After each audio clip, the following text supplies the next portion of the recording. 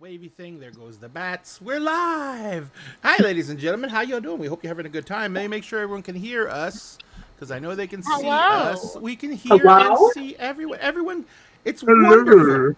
It's Hello wonderful. there. All right, I'm here for world domination, so She's got we're the Why? here. she's got the sharp eyeliner on, so she will fucking cut a bitch. Don't No, even it's don't just even fun. don't even talk about it. I just want to sit in my I library am with a an cup of tea. That's all I absolute want. delight. I don't know what you're talking about. I have met M, and she may or may not know where I live, so I have to say that she is an absolute delight. Although it'd be taking her a long time to get here, and I had tons of time to run. But as you can see, number one, because Google Calls is broken and I can't put up my background, so you guys get to see the mess that is my office. Don't cry Don't for me. ask I'm already questions. dead. Um, Hey, we're not talking about our friend like that. I didn't say anything negative. Death is a perfectly natural state. I strive for it every morning before I get up, but it doesn't work. Ladies and gentlemen, welcome back to Dinner and a Game, where my sad room makes me sadder, and I'm sorry. So thank you so much for joining us tonight. We are going to be doing a little bit of celebration, a little bit of fun having, and we are definitely going to play a lot of Monster of the Week. Monster of the Week is an amazing RPG. It uses the Powered by the Apocalypse rule system, which means that this is one of the more narrative rule systems you will find for a TTRPG. I think there's only two systems that I am positive are more narratively driven, and that is Fate and Amber, the diceless role-playing game. Oh, I was gonna say Wander Home because it Wanderhome, is diceless. Wanderhome is just about the same as Amber. It's about the same level as Amber. I love Wander Home. I know. There's also oh hell, I'm forgetting what it's called. It's the Regency one. That's diceless. I It's think that's the one that the when they lost the rights to Roger Zelazny's Amber universe, I think that's what they turned Amber into. Because it's the one that's based yeah. on like Jane Austen. Oh, okay.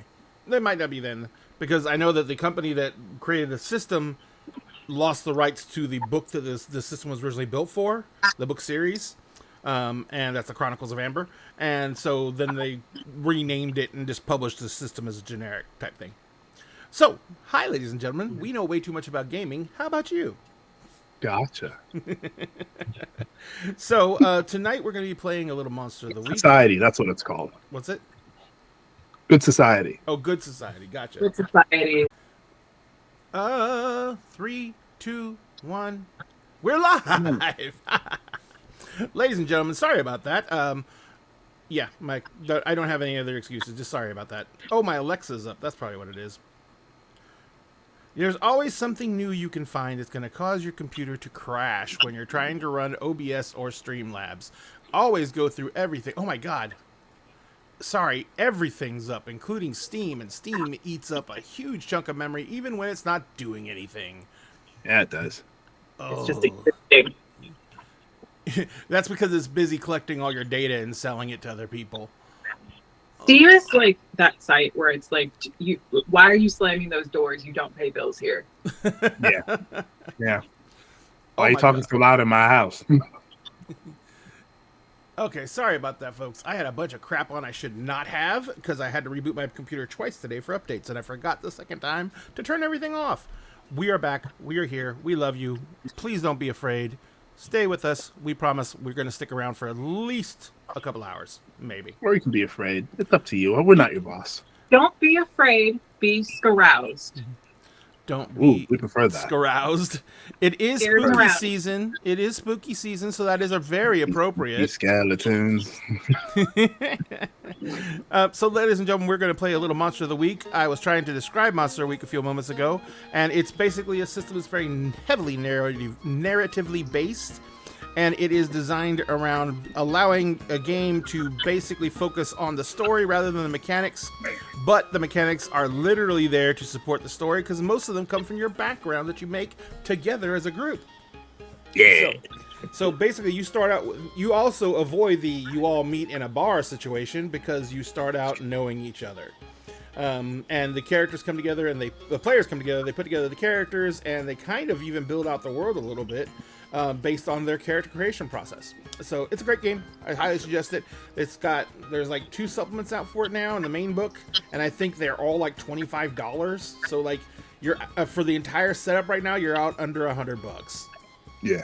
For all the books in softback. Plus, there's a great community that creates more like independent playbooks and things like that. So if you're sick of the playbooks you already got, trust me, there's more out there. Yep.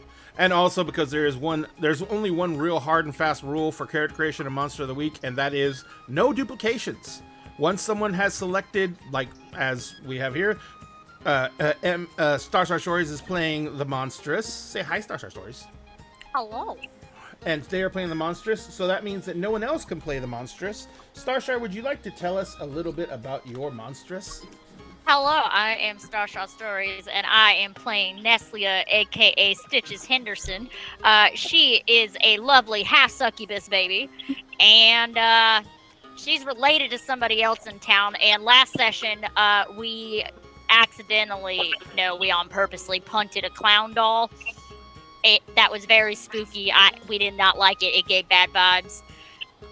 And yeah, apparently I am what is considered a big titty goth chick, and I work at a local electronics store near the college because, you know, the old people, they need help sometimes to learn how to use a VCR or some shit. God damn, they still use VCRs. I was gonna say. Anyways, Dottie, it is time for margaritas. It's your turn. Like how you took the initiative to usurp Ray for introduction. How very in character of you. Both in and out of character. It's M. Yeah, seriously, it's M. She's not bossy. She's just short. Damn right, I'm short. This is true. Is Stitches short? Actually, Stitches is almost 6 foot tall. She is a tall lady. There you go. All big titty goth girl. It's what you want to be. Yes, it's what I want. I want to be tall. I'm going to grow 7 inches this year, didn't you know? Exactly. But yes, I will be playing Odette. Hold on. Let me pull up my character. It crashed. I will be playing Odette Dottie Charleston, who is your resident spooky housewife. She is Stitch's cousin. We are cousins by something or another. It happens in these small towns, you know. Families just kind of never leave, and they keep having kids, and those kids move away, come back, get married, have more kids. We're cousins somehow, some way. It don't matter none to us, but we're basically cousins. Stitches here lost us the foot race a couple of times because didn't want to participate because it was too bright outside. But I will be playing your little spooky housewife who might or might not have met another character because they moved into her she shed. Because Dottie, being the spooky housewife, who I have based as an amalgamation of Elvira and Dolly Parton, blessed be the 2 queens, the 2 matriarchs, who quite literally it uses the psychobilly style as her fashion sense while still keeping it old school looks, not old school values very much, or vintage looks, not vintage values. But Dottie has a quite extensive collection of dolls in her shisha as the resident weirdo. And the newest addition to her collection is Sentient. Bex, would you like to tell us about? Yeah, sure. So I get to play Divinu, who is definitely a sentient doll and only a sentient doll and nothing more than a sentient doll, and it's only ever been the sentient doll. For sure. Divinum is quite short, 3 foot something, and is a nice articulated doll, so can move fingers, toes, all that kind of stuff. Eyelid occasionally gets stuck, that sort of thing. No mouth movement though. Don't worry. I'm not gonna whisper. Well, I am going to whisper at you. Actually, that's kind of creepier. Never mind. I was trying to be comforting there, and it just backfired totally. that was horrendous. But yeah, I play the divine here, and I'm definitely not in any trouble. Nope. Sphinx, the person who's totally not in trouble with me.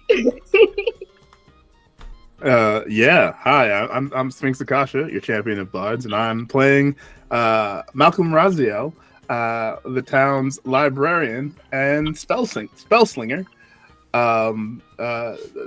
Think of him as a mix of kind of a way more low key Harry Dresden mixed with I can never remember his name off the top of my head.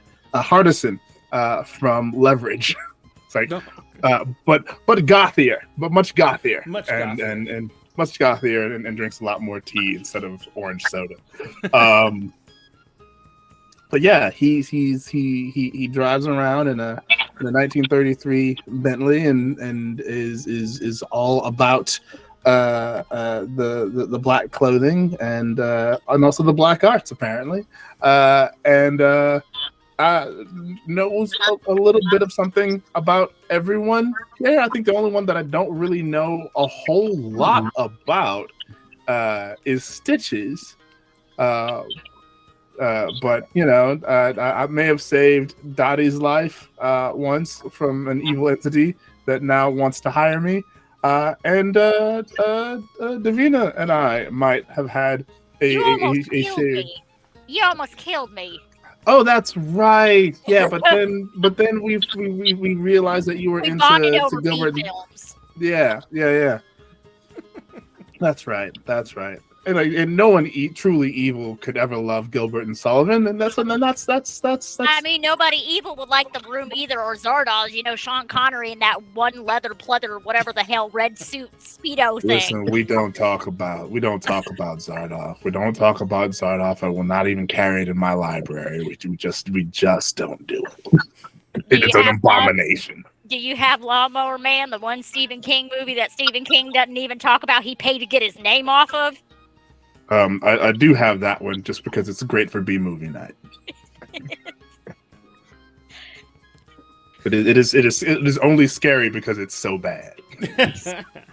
It is so bad. It is a perfect example of basically CG being shown what the worst of CG could come to would be. Yes. Yeah, that was fucking horrible. 100%. All right, you know what my favorite B film is? The original Dungeons and Dragons, because it was at the beginning where CG was just started being used in film.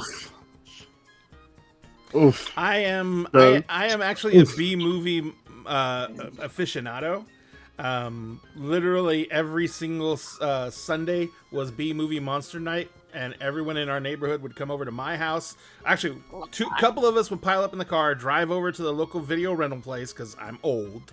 And then we go rent B monster movies, and then we come back, and we get everyone together, and everyone would be on the couches, on the floors. There'd be like 15, 20 of us in my living room, and we'd watch a B monster movie, and we'd basically just like critique and yell and scream at the screen, and it was very great. My parents hated it.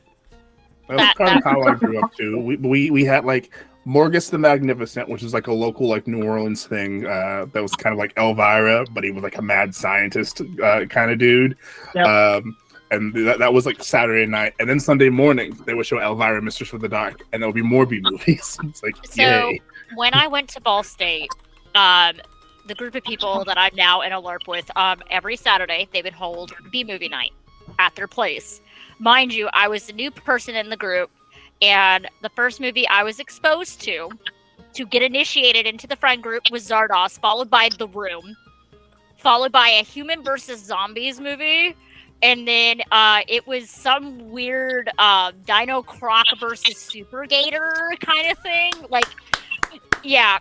Like, B films were our thing. Like, that's what we would do on the weekends. And also, Ball State had a B film club that we would take over the movie theater that we had on campus. Yeah, that would be fucking amazing. On campus, which is right next to the library and stuff. I would love to do that. Just like take over a theater and just like play B monster movies. But I was gonna say there is. Someone just mentioned that there was the first time they were exposed to Mystical Ninja Goemon was through like Blockbuster Video. Blockbuster Video near my house had an anime section. Love that. And so we used to go in there and like we pilfer that as well. But I was gonna say when we bought our very first VCR, when I was like 10 years old and I'm 50 now. But when we bought our very first VCR, I dragged my parents to the movie rental place and they rented whatever they wanted, and I went and got the Macross Saga. That was the first move. That was the first video that I ever rented in my life was Robotech Macross Saga. It doesn't hold up, but it was a good then. All right. Now we need to figure out who are these people that are running outside of Dottie's house. They're not running. They're running in the street in the neighborhood. So Dottie lives in a very nice neighborhood. Who the hell's throwing jade tip spheres in my very nice neighborhood? In your nice yard too. Are you in? Did my yard get ruined? No, not yet. They're actually. You guys were actually a little bit farther down the street because you had gone and caught up to them. So you guys were a little bit further down the street. You weren't like right there by the house. But I had actually cut away from that scene because I was going back over to to our sweet cousins in the she shed. So one of you had gone to go get drinks. Correct? Dottie had gotten to go get drinks. It was either sangria or margaritas. Yeah. It was sangria. We were So, getting sangria. I just have one question for the cousins.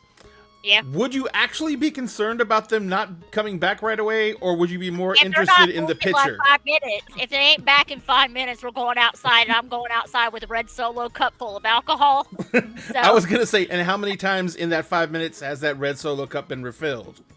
yes. That is a valid answer. Before we forget, hey Sphinx, what Many Worlds Tavern tea are you drinking today? Oh shit! I'm actually not drinking a Many Worlds Tavern tea today. I'm drinking a Friday afternoon's tea today I love that I Friday happened to get in the mail just today. It's called the Underworld. 3 guesses as to why. Because it's from the underworld. Is it Hades? Have you gotten any of Dryad tea yet? I did. I got Ravens in the Library, and it is super good. I so need to get more of different sponsors from different tea shops. We have too many people on our shows who love tea. Okay. So Dryad Tea every so often opens up a box where you can put in information about your character in it, and they will do a tea box design on your character. Do that. Yes. That is nice. I feel like I just broke Bex with that. Yeah. I've seen. I think it's like $45 to do it or something like that. But yeah, box, for like the small one. So they send you a box with your character's art on it, basically? No. Basically, they'll design a box. Basically, different types of teas. You can get like a spoon or a tea strainer. Like with my box that I got, like when I bought one, I got a teaspoon, I got a measuring spoon, I got a timer, and I got like 6 different sample packs of tea. Amazing. that's dope. So, ladies and gentlemen, Dinner Game does have sponsors. We work with some really excellent companies, one of them being Many Worlds Taverns. They do amazing teas and coffees. Their monthly coffee is always an original blend that is only available for 1 month and literally usually sells out in 48 hours. So it is always an amazing, the coffees are always amazing. Their teas are incredible, and there's a wide range of tea selections. So if you want to give them a try, you can use the link that I'm putting up in chat right now to order from them. And if you do, Dinner and a Game will get a small kickback from them for promoting them. And if you use the discount code that's in chat with that link, you'll get 10% off your entire first purchase. And I happen to know that right now they're doing free shipping off of anything over $60 right now, or that might have been September. So I don't know what they're doing for October yet. But so you might want to go check the website and see, and they will see the specials up there. But they almost always do like 50% off stuff. Hey, Crip Walker. Yeah. I need to order more of the chai. I know, my chai's almost gone too. and I ordered 2 bags.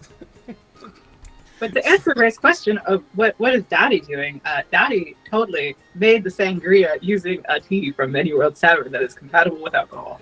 We got a hydrate and a posture check. Come in here. Segue. Make us take care of ourselves, asshole. And if you guys need to hydrate, you can order one of our Intelligence is a Dump Stat teak cups from our website on Streamlabs because we have merch, and it's cute. Yes. Em is wearing one of our shirts. Yeah, I am. Intelligence is a dump stat. I don't believe it because I usually don't make it a dump stat. Same. But I think Dottie is with Stitches in give him like 5 minutes to talk because obviously Davinum was upset when they left.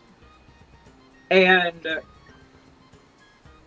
with Malcolm following after, figuring it's like Malcolm's an adult. Malcolm's like trusted. Malcolm's good at talking to people.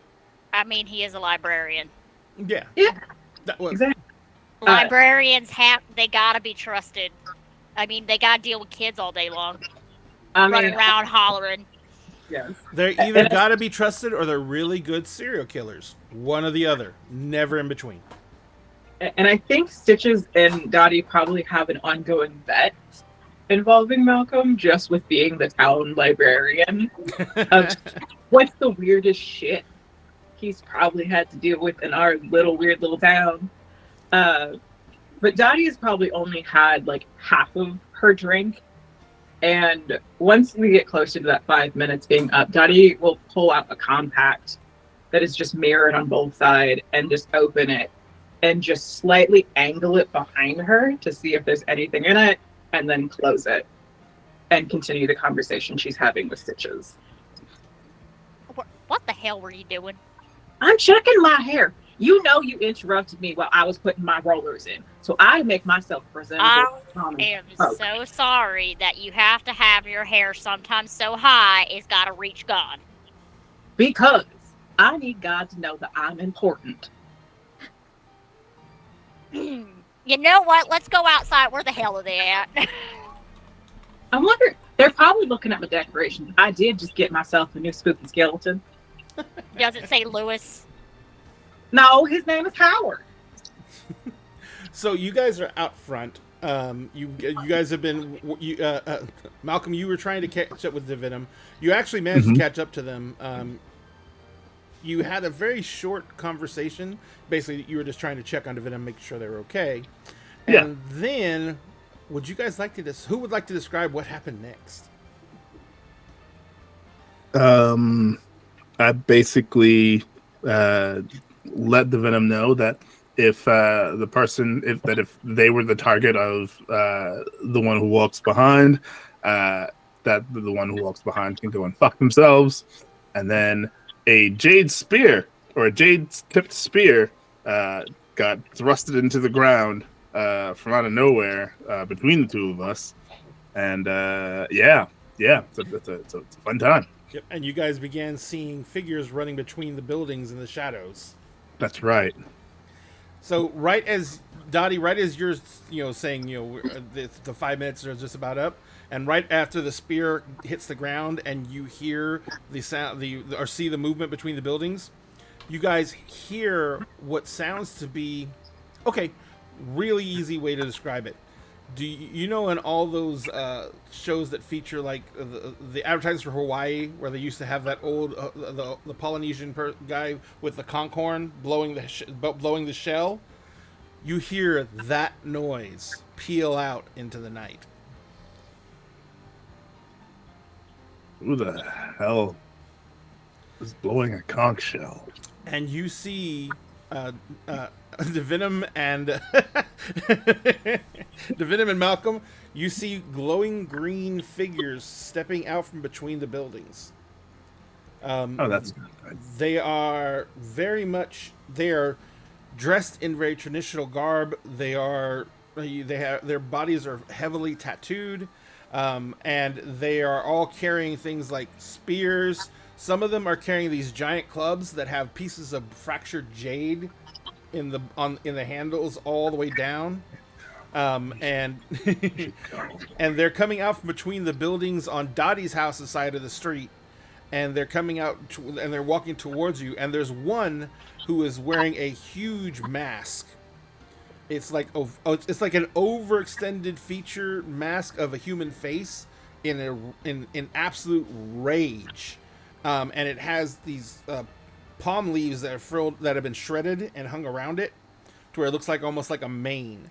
And the guy with the mask is walking towards you, and he has what looks to be a net dragging in his left hand, and a pitchfork, a trident, in his right hand. Look, I understand that spooky season is coming. Nope. And that you all Wakanda forever. But like, what's weird? This seems a bit weird. So we're gonna go now. We're gonna go. Please stay where you are. Do not start dancing by any means. Do not start dancing. As you're talking, Divinum is like, "Cool, go," and is actively pushing you with a strength they should not have. Malcolm is not resisting. Malcolm is going full along with it. Also noticing, like, wow, you're a lot stronger than you seem. I think it's funny because of Divinum's height, she literally has one hand on each butt cheek and it's just shoving Malcolm along. Divinum is they. Divinum is they. Oh, sorry, they. I apologize. Thank you very much. But yes, Divinum is pushing Malcolm down the street. The gentleman who walked out, he kind of walks out in the middle of the street. He holds the trident up, and he lets out this whooping cry, and you see all these people that were coming out from behind the building. They just start pouring out in the street, and they're running towards you. Oh, great. Bolting. All right, we gotta go. We gotta go now. Stitches, you heard the conch shell being blown. It sounds like it's coming from out front. I swear to God, if they make me spill my fucking drink, there's gonna be goddamn problems. She's heading outside to go see what the hell is going on. Dottie, in very it's gonna sound awful, in very southern Midwestern style, pulls out a handgun from underneath the table. All right, I'll meet you out there. I gotta get something out of my goddamn car. So she's gonna go to her car, and she's gonna go to her trunk, open up the trunk, and rack up her shotgun. Right. So as you go out of the car, you can see Divinum and Malcolm are running down the street. Behind them, you see all these figures, these glowing greenish figures running after them. And you see some of them have like those big, I can't remember what they're called. They have a name, but they're the big weapons with normally would have shark teeth, but in this instance have jade shards in them. And they have like clubs and spears. You see several of them pull back and throw their spears, but the spears they're trying to sprint at the same time, so they're not very accurate. But you do see the spears kind of like dance around Malcolm and Divinum as they're running towards you. All right, Stitches is just gonna set her cup on the top of her car, and she is just gonna walk out the damn gate, start walking up the street. And y'all just hear a loud click, click. As she takes make sure to take the safety off because they were raised around guns. Yeah, damn right. Her daddy taught her how to use a gun. So she's just gonna keep walking, and she's like, "What? You know what? None of them. She cannot see any of their eyes. Correct? Nope. They don't appear to really have them. It's more like where the eyes are, where the eyeballs are. It's solid green. All right. She is gonna aim her gun towards the street and fire off a warning shot. By tree, do you mean one of the green guys or an actual tree? She's gonna street. She's aiming towards the street and firing a warning shot. All right. So you cap a round off. None of them seem to slow down. Oh, goddamn it, motherfuckers. Upon realizing that, like, oh, okay, we're getting into combat now, Divinum gets a little closer with Malcolm to the other two, and then stops, turns around and reaches into this ethereal space to where their hand just disappears, and grabs on something and pulls out a whole ass flaming sword, and turns back, gives it a little flip, and just braces. I gotta know, is the sword scaled to divinum, or is it like fuck just no. it's a broadsword, basically? It is huge. It is the Buster Sword. Okay, I was like most animes, the swords are way too big for most of the characters, kind of thing. It would be a normal longsword in like someone of normal height. Yeah. And it's very obviously like custom tailored, like built to someone. It is not a generic. It is detailed. It is ornate, and it is on fire. It's holy fire. How would you know that? No, I'm asking, is Oh, it okay. holy fire? Sorry, you're asking in character, so I got confused. Is it holy fire? Because if it is, Miss Ness is going to take a couple side steps away from the sword. Technically, Yeah, we're going to take a couple side It steps. would technically be made of some kind of divine energy. yeah. We're That's just why. gonna take a couple steps to the left. So you turn to face. They are bearing down on you quickly. Dottie, what are you doing? Dottie would have walked with Stitches to her car to get her shotgun, and would have also checked basically her weapon because she carried the 9mm. And this thing is pimped out. This thing is completely and totally bejeweled. Bedazzled! It's bedazzled. The metal has been blued, but it's actually pinked. Oh no, it is a bright neon green. Oh, perfect. And all of the designs on it are done in leopard print. It is bright neon green leopard print. Oh my gosh. Is the coloring for it to go with Dottie's aesthetic. She, while walking to the car, she would have also strapped on her knife that she also had, which was being used before for the charcuterie board. Versatility. And it also has its own green leopard print holster. Because form follows function. That's what we're saying here.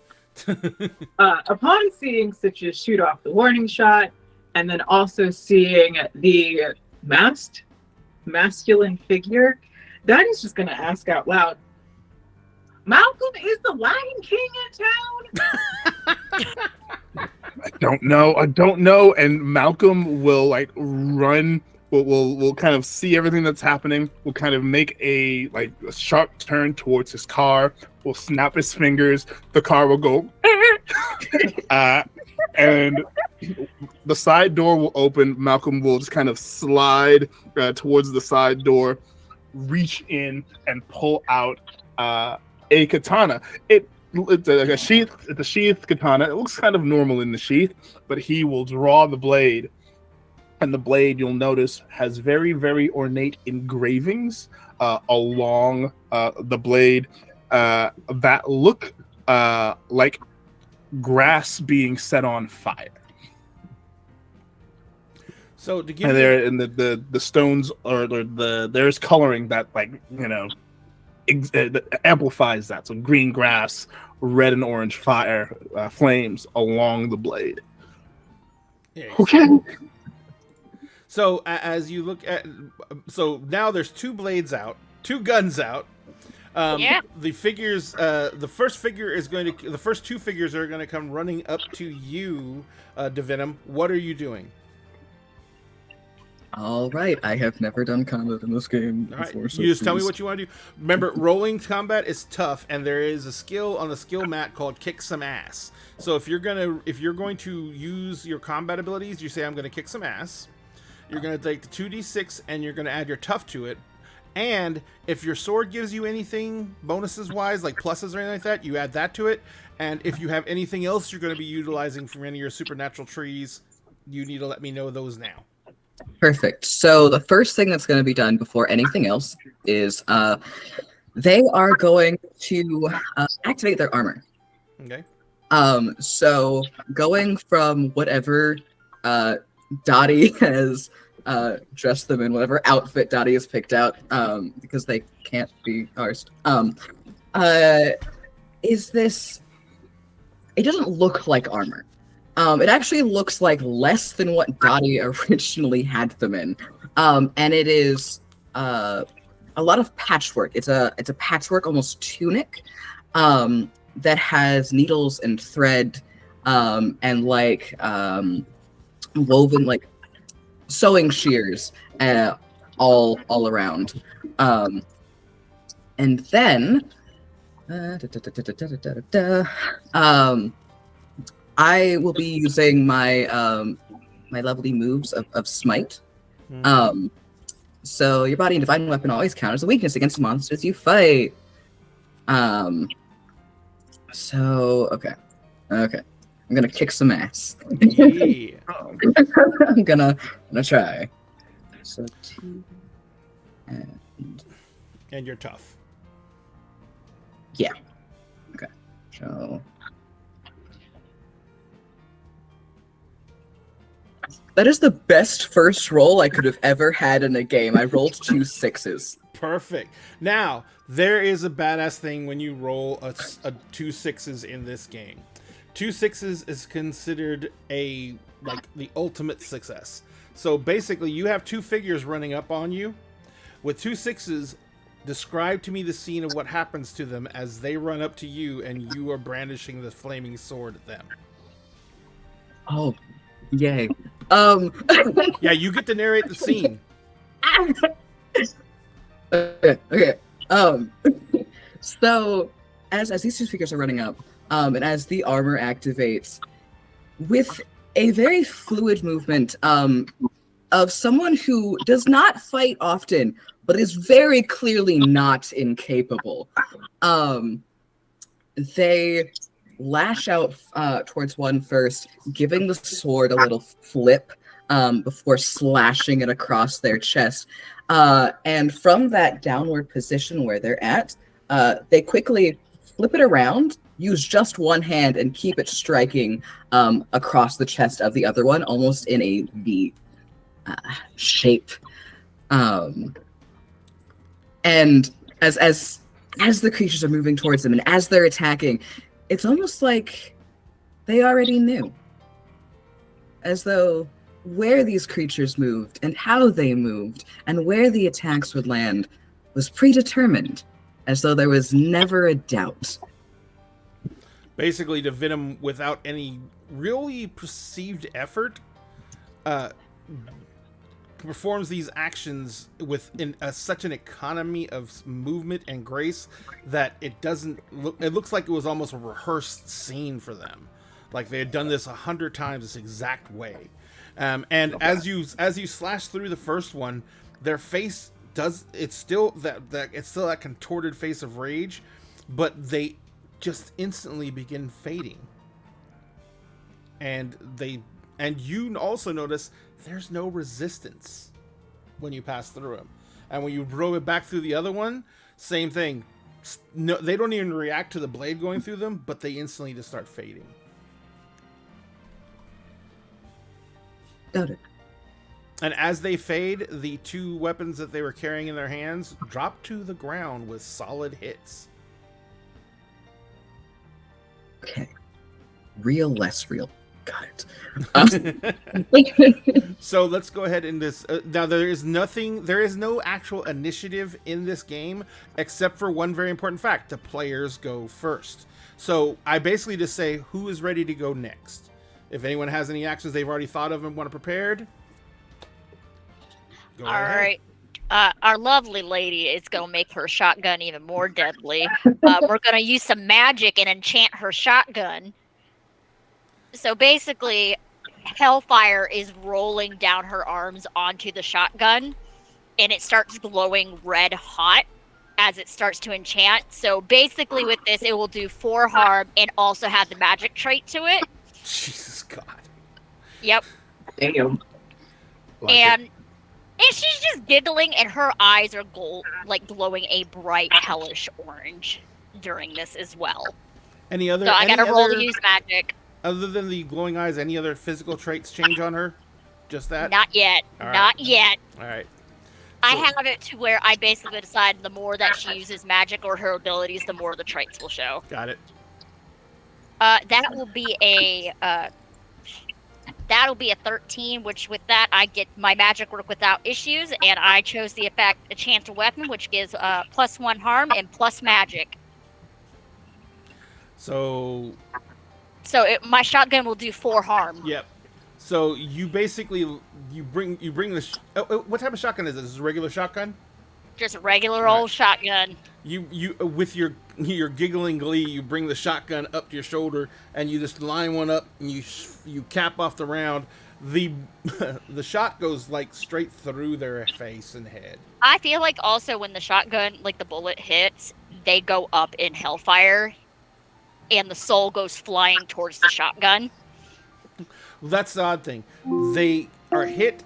They absolutely are encased in hellfire for a moment, and normally There's no soul. There's no soul. What in the absolute hell? Okay, I am not drunk enough for this shit. But the weapon they were carrying hits the ground. I'm gonna want that after we're done here. So that is there. What do you who's ready to go next? I will go next. Okay. Roll for it. Oh, you gotta let him go next. I'm gonna let Malcolm go. All right. If you're ready. Malcolm. Okay. Malcolm, holding the sword in one hand, in his right hand, will kind of reach out at nothing with his left, kind of in a claw formation.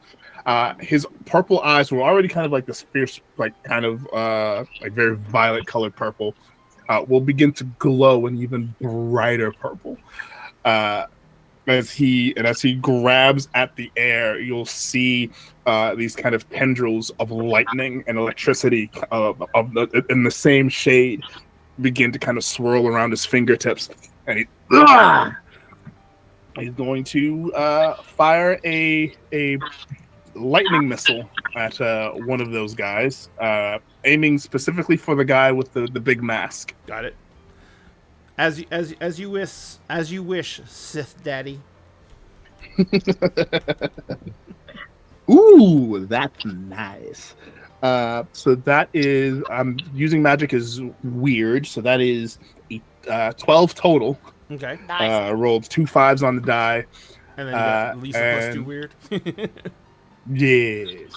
And that will add 1 harm to magic because it's missile, and we'll add 1 plus harm messy because it's lightning. All right. So how many harm was that total? I think it's just Just the 2? Just 2? I thought so. Ranged usually has much less harm than close combat, which is why Stitch's gun is fucking terrifying. Oh, we've got a close combat thing too. Don't you worry. Don't you worry. So you fire off the lightning bolt. It comes flying at him. It hits him square in the chest, and as it hits him in the chest, you see him just kind of stagger back 2 steps, and then he just stands there and just takes the bolt to his chest, and as the trails of electricity go around his body, you can see through the green glow that there is now fire burning on his skin on his chest, and you can see that the skin is on his chest is all singed and bubbling with blisters, but he is just standing there, and he raises the trident over his shoulder like this, and he's holding the net in his hand, but he holds one finger out and he points it right at Divinum. And he begins coming forward with the trident up. Get him, Dottie! Can I go? Yo. Yeah, he's not doing anything. I didn't make him roll. That's just drama. That's just drama. Just drop that. Upon seeing Malcolm using his fancy little magic stuff, Dottie feels like, well, you know what? Why not? I want to have a little fun. So, one of the little functions on Dottie's little 9mm that I decided to custom to attune to the whole magic item property of it. While it does not do magic items, Dottie can use magic. I would like to use Hex, which is kind of her thing. And what she does is she pulls out her gun, basically checks it, instead of like undoes the safety. I don't know how guns work, That's and flips out this little mirror that's on it, and flips it around and starts trying to reflect the light off of the two flaming fucking weapons that we've got. And I would like to attempt to hex this guy. Okay. The main guy. I'm rolling plus weird. And that is a total of 10. 10 is an actual success. Yes. So what do you do for damage on that? Okay, when you cast a spell with use magic, as well as the normal effects, you may pick from the following. The target contracts a disease, the target immediately suffers harm to harm, magic, ignore armor, or the target breaks something precious or important. So I'm going to have him break something precious or important to him. So you pull the gun, you pull your gun out, you line, you whip it, you kind of like are bending the mirror and the light around, and almost haphazardly as you're doing this, you fire off a shot because you're just trying to get the mirror just right. The shot goes out as he's like standing there, and he's got the, you know, he had the trident up. The shot goes out, and literally you see one of the prongs of the trident just go snapping off into space. Mm-hmm. And as that happens, Dottie then flips the mirror around, checks her makeup for a minute, and then snaps it back on. Legit. Legit. 100%. Offended in Mace Windu. But yeah, so you basically he's literally holding the trident out and looking at the end of it. Oh, bless your little heart. So that is the end of this turn. On starting on this initiative phase, there are still 4 guys who are not the big boss guy. There's going to be 2 on the Venom. There's going to be 1 that's actually going to make it to Stitches, and 1 that's going to make it to Malcolm. And That's Dottie, fine. and because Stitches came forward a little bit when you did your shot, and Dottie was still by the car, if I ever heard correctly. So That's fine. I got plans for the little buddy that's coming up on me. I got plans. So, but I'm just saying that you're going to be you 3 are going to be in close combat. That's fine. All right. So you guys, who's going to start off the new round? Sure, I'll go. I'm going to do one of my natural attacks because he's up on me. That's Uh-huh. fine. I got to get up and intimate with him, unfortunately, in order for this to work. She is going to smooch this man to confuse him. And we are going to do a life drain on him. We're draining the life out of him. I'm sorry, he needs to go. He's causing problems. He's making my night absolute shit. I gotta roll some. Is this gonna be a weird thing because it is a life drain thing, or I need to roll kick some ass? Do you have to make physical contact to do it? Yes. It says intimate. Okay, it's gonna be kick some ass then. You're basically jumping on him. You're letting out the suburbanite war whoop and just jumping on him. I feel like at this point her wings are like coming out of her back. It's fine. She's going a little feral. It's fine. That would be a 10, so that would be 2 harm immediately with that. 2 harm immediately with that. All right. So, and this is a life drain function, right? Yes, it is. There is no life in this. It's fine. I still do damage to it. Got it. So yeah, but you don't get anything from the life drain portion of it. You can feel yourself like tearing into something for a few moments, but the moment you're like you feel yourself doing the damage and inflicting it, it begins to just dissolve. What'd you roll in your attack roll, by the way? I rolled a 10. 10. Okay, so you do take 1 harm, as it gives you a parting shot, but it completely fails, and literally after the club hits you, it just bounces off of you and hits the ground as this thing just disappears. That's fine. I'm gonna go ahead and roll a cool real quick because I have unquenchable vitality. When I take a harm, I can heal myself. So I'm gonna roll plus cool really quickly. Go for it. Also, when you kick some ass and you roll 10 plus, one of the extra effects you can choose is to suffer less harm Oh yeah. by 1. It's fine. I can stabilize up to 2 harm per round if I want to. Oh. So yeah, I got a 12 on that. So I heal 2 harm and I stabilize my injury. So I took nothing. Yep. Basically, you got scratched a little bit by the jade, but that instantly just seals right up. Doesn't even have time to bleed. When it's turning into dust and ashes, she's like, "You motherfucker! You scratched up my face. You can go fuck yourself. Go to hell. My mama probably gonna say hi to you." I don't know, Tommy. All right, who wants to go next? Go for it. You said there are 2 on Divinum, correct? Yes. I'm going to. My question becomes, because I'm using a weapon, but I also have magic. Can I combine those together? What are you doing with the weapon? So I have the big whammy. You can use your powers to kick some ass, roll plus weird instead of plus tough. The attack has 2 harm, close, obvious, ignore armor. On a miss, you'll get magical backlash. Can I use the big whammy through my gun? Yes, but Okay. you do have. It basically is a situation where you literally just step up and you put the gun into them, and then you use the big whammy, because the big whammy is a touch type thing. Okay, then I'm going to close the distance. Have Dottie walk away from the car, close the distance on with Divinum. Because while Divinum has a big fuck off flaming sword now, Dottie's still very endeared to this little doll creature that has been living in her shed. That's her friend. That's hers. So she's just gonna stroll up to one of them, and I would like to basically intercept whoever is closest to Divinum and get right up on him and just let loose with the big whammy. So I'm gonna roll. Also, you remember how much that outfit that Divinum's currently wearing costs on Amazon?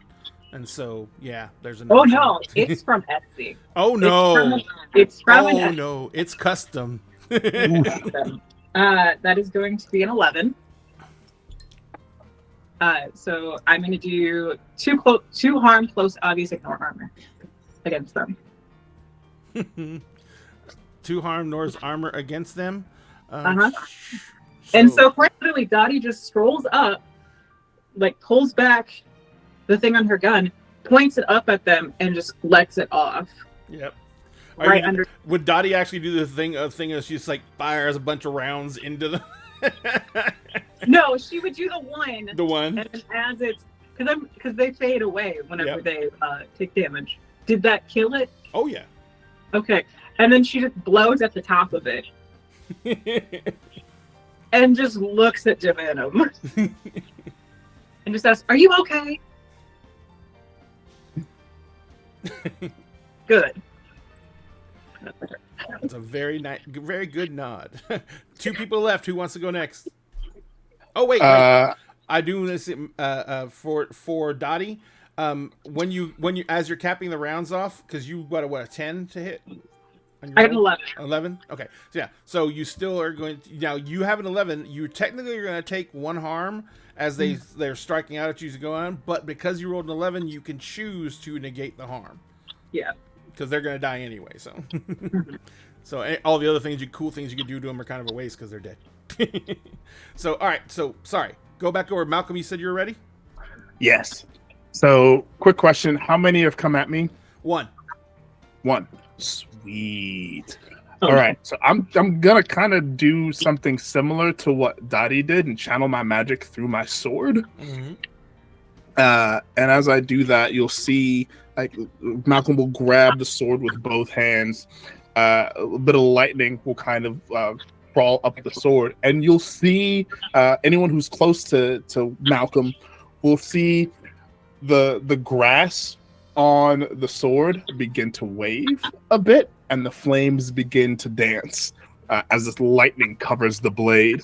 And I'm going to use blast magic with my lightning with my sword to try and hit that some bitch. So we gonna roll. Okay. That's going to be an 8. 8 still hits. 8 hits. It's a success, but yeah. So the sword damage is too messy, and the blast damage from the lightning is also 2. Gotcha. So it does 4. As he does kind of a upward 2-handed upward slash. So as you bring the sword in the upward slash arc, you like I said with everyone else, you feel that initial bite like it's going into something, and then there's just no resistance as the sword comes up. But because of that, you actually spin through it, and you kind of fall into them, and the flames from your sword, kind of basically burn you as well as him, because you kind of fell into the actual attack, and so you're taking 2 harm. Okay. 2 harm for me. Lovely. And but that thing is also dissipates, and its weapons fall to the ground. So now all we have left is the venom. Am I familiar with the lovely main motherfucker? I didn't know what else to call him. Make me a cool roll. Like cool roll? Mm-hmm. Oh, I'm good at those. I made the motherfucker.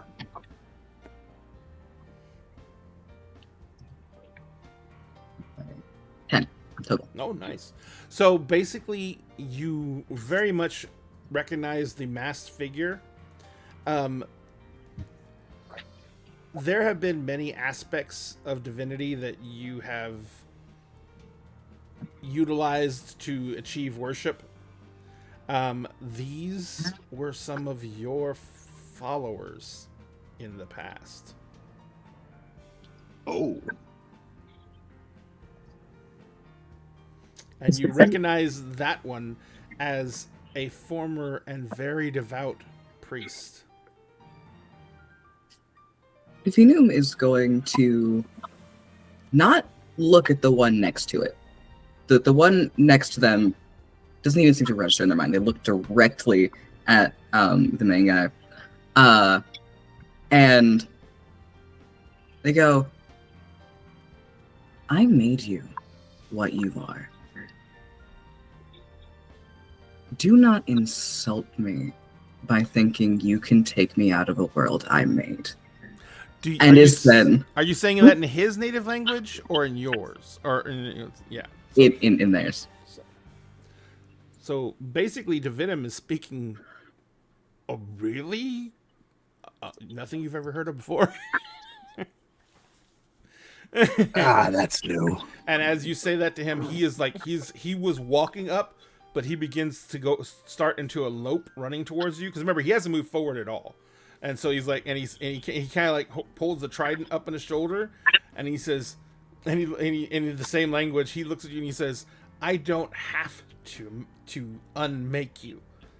I just have to hold you here." And as he's bringing the trident up, you see the trident was a ruse, and he flings the net forward. I have a sword that's on fire. I'm just gonna try to cut through this net. Kick some ass. That's pretty legit. Hey, Malcolm, did you understand what the hell was being said? I've never heard that language before in my life. Okay, good. I thought I was drunk enough that I was just hearing gibberish at this point. No. Malcolm, you got that on the that Rosetta Stone thing, the library. Yes, but I'm not sure that this language is one of them. I thought we were still using Babelfish. Apparently. We can use that one thing with the owl. Duolingo. That I swear to God, it is a hell-made creation. Is that a 9? Ladies, there's we have bigger. So you things. slash up and through the netting, but the guy who was still in front of you, he takes that as an opportunity and he brings his club into the side of your knee, and you hear your armor crack. Can I roll to protect? Can I try to jump in the way to roll protect someone? Wait, hang on a second. It's doing 3 harm. How much damage does your armor protect? Ooh. 4. 1. Okay, so what are you gonna do for rolling to protect? I'm You can going roll to assist, but there's no assisting on damage actually.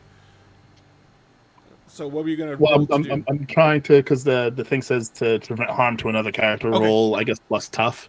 So Gotcha. I'm gonna try to step in and try to my best to deflect. You're gonna take some of the their strike with my sword. Take some of the force off the blow. Got it. Yeah. Go ahead and make me a tough roll. Okay. I'm gonna add the +1 that I've been holding There you go. to this. Now, ladies, Oh, did you roll a 12? I rolled double sixes, baby. All right, with a double 6, you get to actually dictate the scene. Describe what happens, because you can take it from removing the harm completely, which you can definitely do at this point, and you can do basically anything you want with the scene right now. So, what do you want? What's going to happen?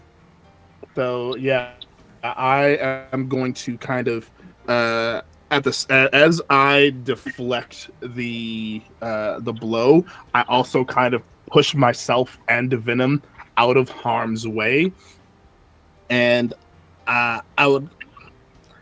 Is it possible for me to just like take a swipe at the person that was trying to hit the Venom? Absolutely. You don't even have to roll it. You took the swipe. It hits. I take the swipe and moiterize it. Gotcha. So you basically feel, once again, that small bit of resistance. It's almost like a very thick bubble being popped. You got that little bit of resistance, and then there's nothing. As the blade goes through, and that club that was swinging into Devinum's knee, since it totally misses Devinum's knee, he kind of almost like throws it, and it goes skittering down the street as he disappears, and he no longer has a grip on it.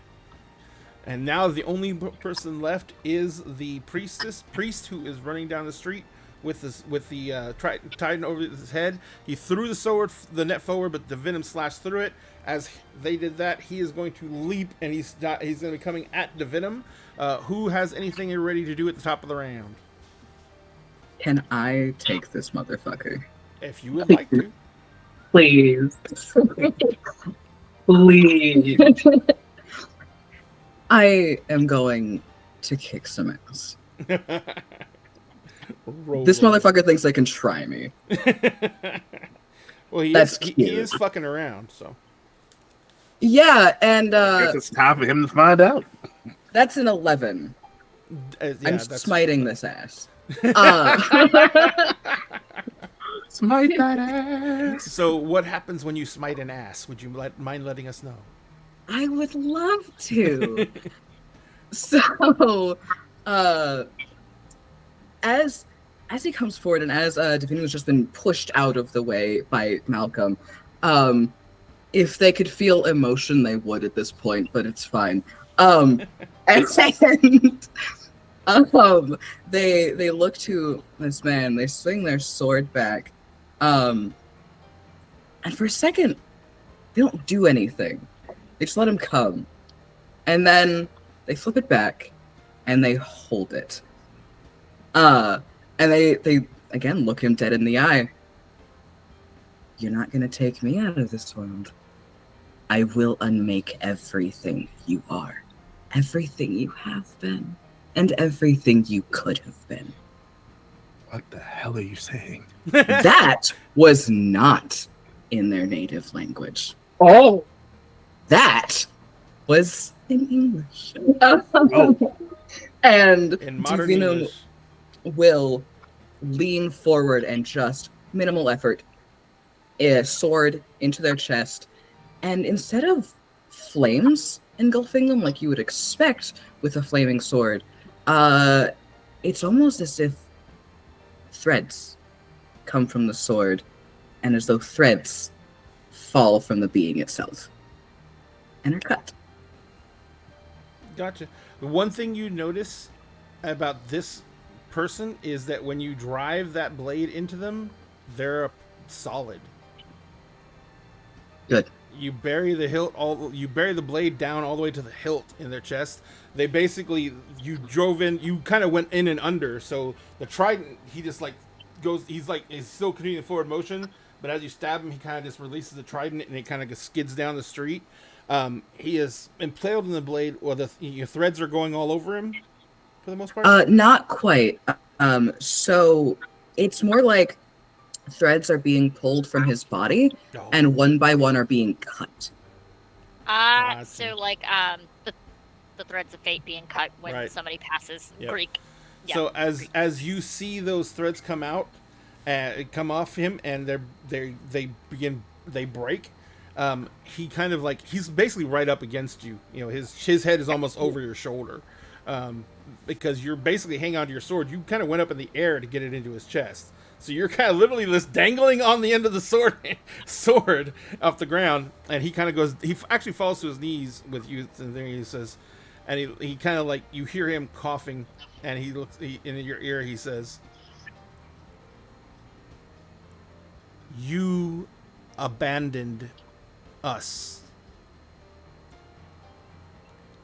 We found another to replace you. This is the last of my servitude to them. Now I may rest." And you smell this horrific scent. And as he sit there, he begins falling down backwards. But instead of like falling down and like sliding off the sword, he kind of just tumbles to pieces as he quickly goes through the process of rotting, decomposing, and turning to ash. You put the sword away. Put the sword away. What about the other people? Have they just kind of like That was the last 4. Everything. Uh, Is there just a bunch of weapons in the middle of the street? Yep. I'm gonna go pick one up. You go pick one up. The nearest Yep. one is the oh god, I just had the name in my head. I literally said it, and then I went to say it out loud, and it went again. Yeah, the one that I smooched. I'm gonna pick up the one of the man that I smooched. It's one of those ones. It's one of those clubs lined with jade shards on all over it. Oh, that's pretty. Yeah, it's got a bunch of it's got a bunch of scenes carved into it, almost totemic. You can see that there is symbols for like a step pyramid. There are symbols for people doing having some kind of service at the top of the pyramid. There is also scenes of what looks to be some kind of great cataclysm where the step pyramid is shattered. And then there is the last scene at the very end is a very magnificent carved figure that seems to be hovering over the step pyramid, and there's people all around the base of the step pyramid in veneration of them. Malcolm. Malcolm is extinguishing his own sword and sheathing it, and is picking up the now Bident. Oh yeah, y'all just see like, her like wings just fluttering behind her a little bit. They're kind of like shaking, and her eyes are still like that bright orangish glow. And she's like, "Malcolm." As you pick up the Bident, it is cold, so cold that there is actually condensation forming on it, and it feels slick to the touch. The metal is blue-ish. And and you can see that like there seems to be water forming on the spine that was cut. Huh.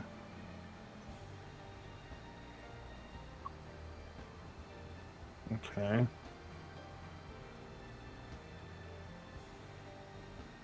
Huh. Yeah, Malcolm will turn, holding the Biden. Yes. Hey, you're good at like figuring out stories, right? And just kind of gestures to himself. I know, but it's like ancient stories, like older than you. If I don't know it, then I can find it. Okay, cool. Because this weapon here tells a story. There's a cataclysm thingamajig. I'm pretty sure it ain't Noah's Ark in the flood. Okay.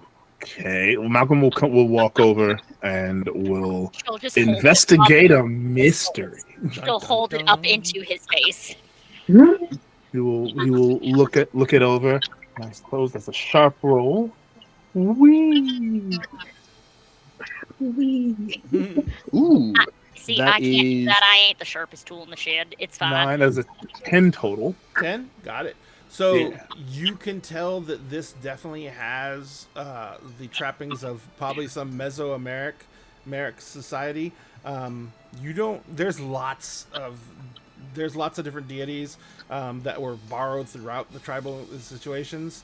But the big thing is that this shows some kind of cataclysm that caused one of the step pyramids to actually be broken.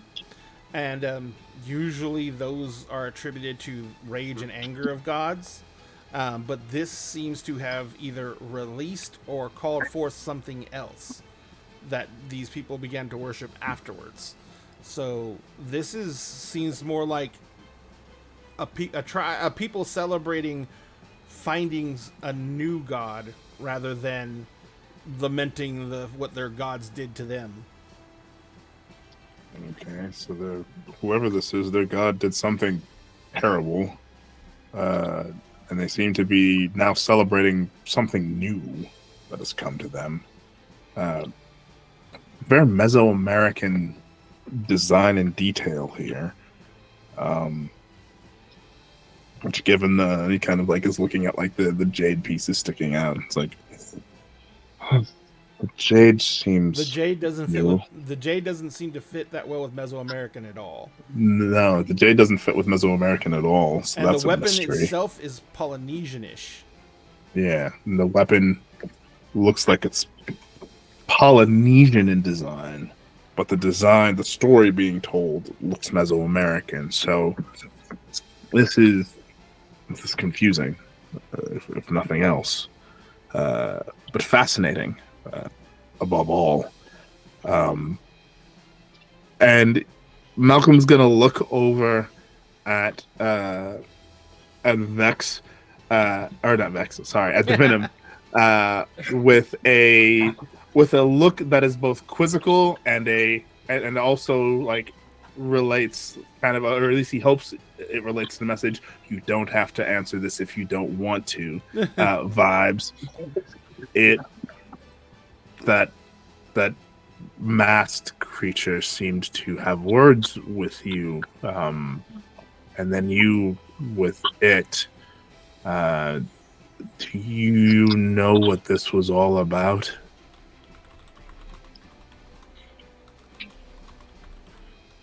The short answer? Absolutely.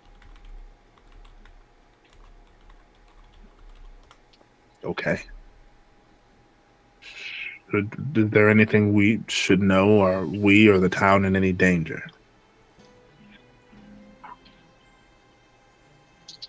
I don't know. Which is new. I'ma just say yes, just to be on the safe side, because I mean, whatever the hell that was something different. I think it might be time to maybe run it up the phone tree and see. You know what? We should call my dad, and he'll contact my mama.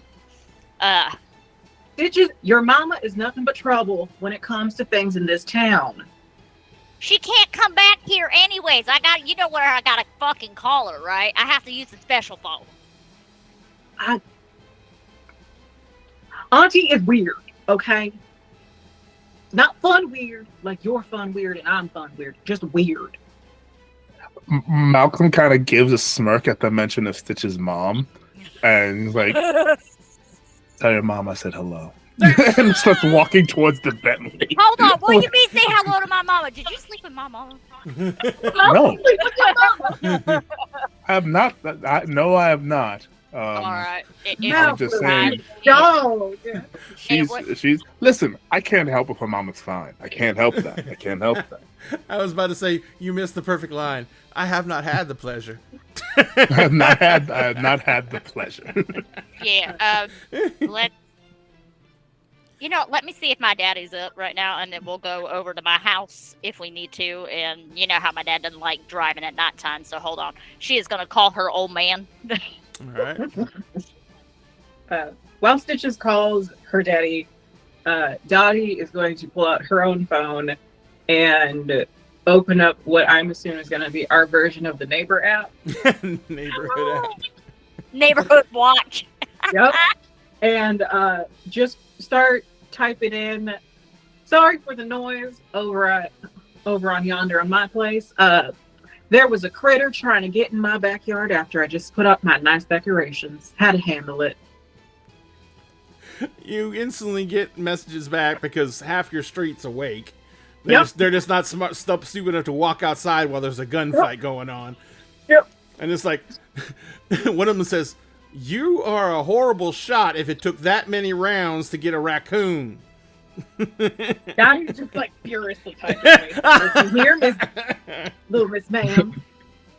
God I damn. forgot something. Sugar-free Oreos is good It's next time. it's the same lady that you gave food poisoning to. It's Nice. It's Miss Hannigan. Miss Hannigan.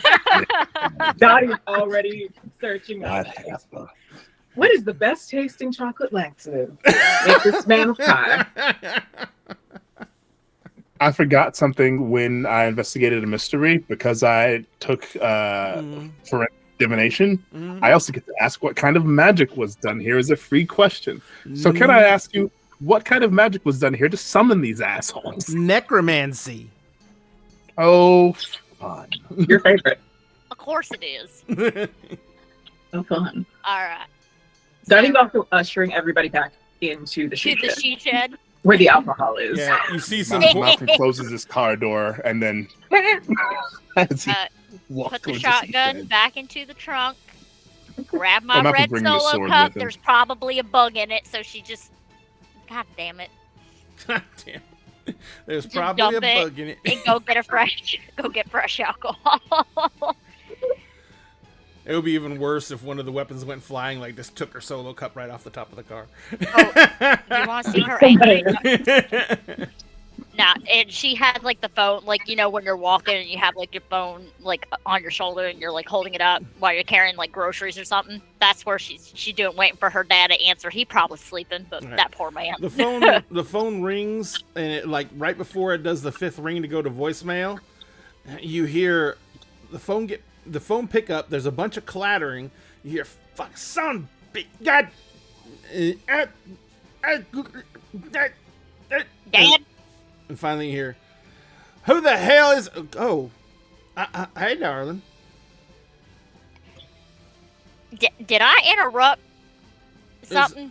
Well, I was getting the phone off the stupid nightstand, and then I knocked it on the fucking floor, and then the cat ran out of the bed because it got scared by the fucking phone, and he ran right under my foot when I was trying to stand up, and would make me fall back onto the bed. I freaking banged my head on the headboard. He said, then the cat came back in the room, and he ran up my goddamn leg to get in the bed. Bones is a good boy. You leave him alone. I'm going to skin it. No, you ain't.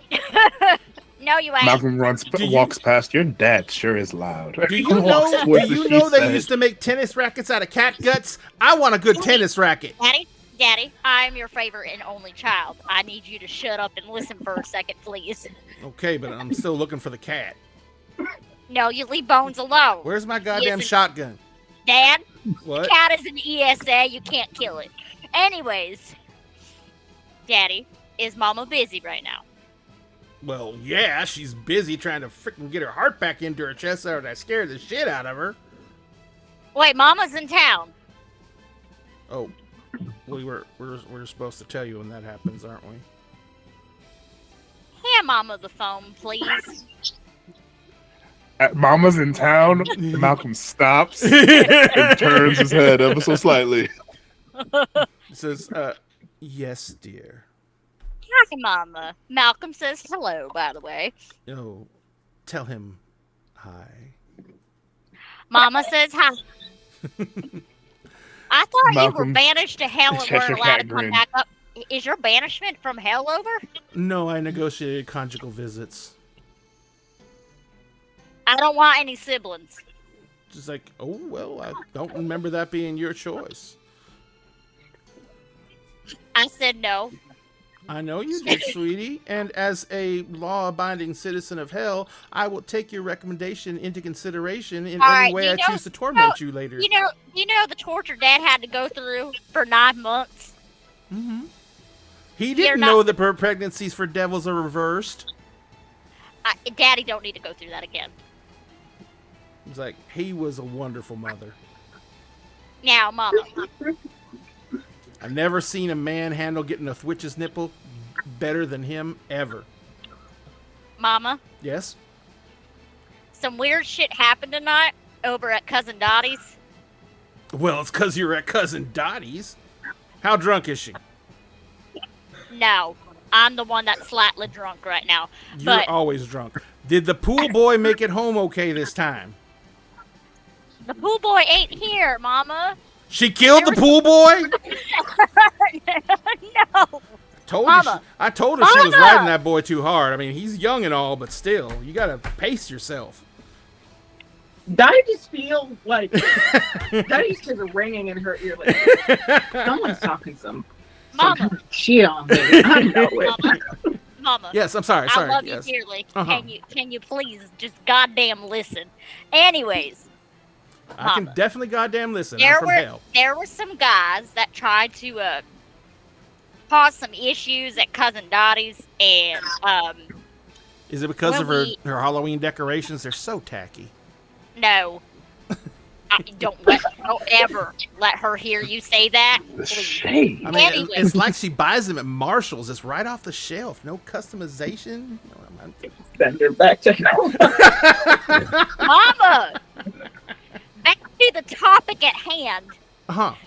What is the topic at hand? You're taking so long to get to the point. Oh my god, there were some weird guys with a bunch of like jade spears and these weapons that have like jade like teeth on it, and they were trying to fucking kill us. And then when I tried to life drain one of them, you'd be so proud of me, Mama. It had no soul. Oh, those are spirit assassins. Yeah. Also, there's some shit looks at the venom. There is a doll here that pulled out a flaming sword out of its goddamn chest. Excuse you, it is a pocket of air in an alternate dimension. Thank you. That doesn't ring any bells. Maybe, I don't know, something new? Maybe it came from a different dimension? Yeah, that I don't know. It was some weird magic shit, probably where the sword came from. Can I have it? No, Mama. I was just thinking a flaming sword doll would be really good in my collection. Now, Mama. Yes? Oh, she has it on speaker, by the way. Now, Mama. Mm-hmm. All right. Hey, Malcolm, do you mind telling Mama the story that you figured out on the damn weapon that I could not figure the hell out? I thought it was about Noah's Ark. Well, it definitely is not Noah's Ark because it involves a step pyramid and a cataclysm around the step pyramids. The designs are very Mesoamerican. Hi, ma'am. You do know that during the time of Noah's Ark and everything like that, they were building pyramids, and that they initially were step pyramids. So during the time Noah would have seen them, totally step pyramids. So that could have still yes, been of legitimate. course. That's yes, because I mean that was of course before they figured out the sanding of sandstone and all of that. And like Malcolm starts to get into the like very like intellectual conversations, like Malcolm, beside the honey. point, not the time. And it seemed to be there's a lot of anger in one of the images, and then a celebration of some new god or something. That happened a lot, especially after apocalyptic things. They would think that one god was persecuting them, and then they'd survive the apocalypse and things would get better, and then they'd be like, either they go back to worshiping that god, or then they'd start like, oh, look, this new god came along and saved us, we're gonna worship him now. Or they just add him into the pantheon. That's in seeming with what is on the weapon here. Yeah. One of them carried a trident. Well, it's not a trident anymore. It's more of a bident now. Bident. As you say that, you look over at the trident, and half the tine has come back. Well, now half of the middle tine has come back, and that's a bit weird. Is that trying to growing out a shower? What's going on with that? Where are you guys at right now? You're at Dottie's. Yeah, we're outside Dottie's. Dear, get some sleep and some rest and hydrate. I'll be back in about an hour. Are you allowed to leave Daddy's house if you're here for conjugal visits? There is a smell of sulfur and brimstone, and there is an insanely gorgeous woman who is in pretty much just a bathrobe. Yep. Auntie, nobody's see that.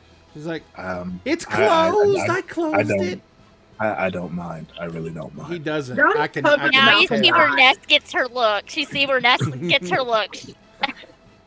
Dottie turns Malcolm around completely. Don't Why are you- auntie like that? The Venom. Hello, She goes walking over to the Venom. She crouches Okay. down in front of her. him, they. Them. No, we're all fucking up. God damn. Them. They crouch down in front of them. It's like, you don't fit. Don't fit what? They're not supposed to be here. Do you, Mama? Why are you saying You're not that? allowed to be here. No.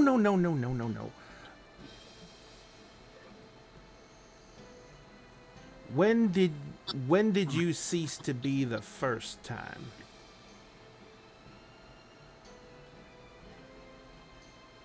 Technically, about a year ago, give or take. You don't remember any other times before that? It depends. I don't. I know. Time is not linear. No. I got it. But I mean, try and put some semblance of order to it, because you're not in the right one right now. You're not What? supposed. This is. Man, you're difficult to explain. Yeah, just so you know, the Venom is the one that put Mama in. Venom's doll. Yep. Venom's dark. Yep. This creation, whether it created itself or something else made it into this, this is a container. This is a vessel. All right. Sure. Makes sense. What's in it, I don't really know what you would call it directly.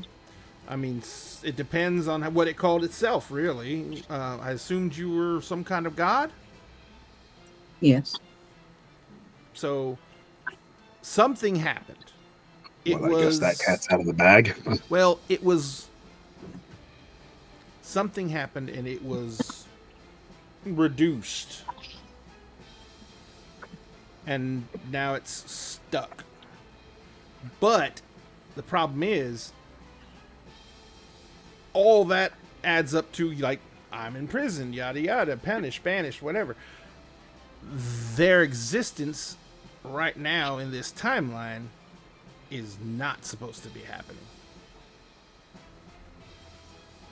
I'm a part of the structure of the universe. I am the evil, blah blah blah. So Mama, you ain't evil. Hush. Only Maybe evil thing you- about you is how hot you are. she reaches out and she pinches your cheek. Stitches. No. She's like, she's such a sweet girl. But I'm a devil. I'm good at it and I like my job. This, whatever this is, and I really hate to keep on calling you this, whatever this, that sounds almost rude and dismissive, but I understand that you were once an entity of great power. I don't know if you're trying to get back to that position and you somehow managed to force your way out of the normal time stream, or you're just here randomly for some. That doesn't seem right, but there's too much order in the universe for this to be random, and they're not in the right place. So Oh my God, this is like Doctor Who. well, I was about to say, my best bet to all of you would to be find out where it goes and put it back. Because as things go, having something that's not supposed to be in your reality tends to fuck your reality up. Oh. So this is put that thing back where it comes Hey, from, bro, or so help me back not the without musical. you. Yeah. Like I hope it is. I will tell you that when other things along its power level begin to discover that it is manifested here, you poor kids are gonna be for a world of shit. I think something already has. The one he who walks behind seemed to have Fuck you, he doesn't. He knows about this. It would seem so. Sweetie, I love you very much, and just remember that if you die, I will mourn you for an appropriate time and make another. Goodbye. Poof. Calls Daddy back. He's like, the phone comes on. He's like, that's right. I'll kick you, and I'll kick you again. What? Oh, hi, sweetie. Daddy, Yes, sweetie. Mama was being mean. Oh, well, where is she? Put her on the phone. I'll tell her off. I think she went back to hell and basically told me if I die, she's only gonna mourn me at an appropriate amount of time and then make another one. Well, that's what she keeps on telling me whenever you tick her off. So I was gonna tell her before she left to say hi to Grandma Lilith. But I'm just gonna say I don't want to be pregnant again. I know, and I keep telling her that, and Mama ain't listening. I'm a sucker for an ovipositor. I'm sorry. Daddy, I did not need to know that. He was like, well, if she's gone, then I guess I can try and get some sleep. Oh, she already hung up. Oh, she already hung up? She hung up after all the positive and click. Malcolm turns to Dottie and is like, that was very ominous. That's just Auntie. Auntie's just, I told you she was weird. Mama ain't scared of anything. That's foreboding. Yeah. Is whoever that is one of your mom's exes? I have no idea if that's the case. You got remember little half sister probably running around somewhere with a vendetta. I think that's what's going on here. Malcolm kind of gives Dottie the eye, like, really? Really? And then he goes, you don't remember he who walks behind? I don't know. Is that one of your little jumper cable Y-Men characters? Takes her by like one of the shoulders.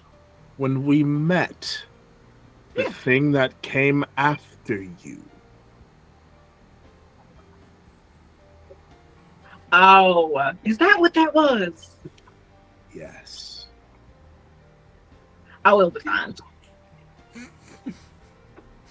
Also, Dottie, I'm so sorry about what my mama said on the phone. What did your mama say on the phone? She called your Halloween decorations tacky and from Marshall's. Excuse me, I gotta go make a quick pit stop to hell to put my foot up some demon's ass. You gotta hydrate. Please don't put your foot up her ass. It's a very nice ass. Devanna, like you looking all at right? her ass. You've been kind of quiet since Mama showed up. No.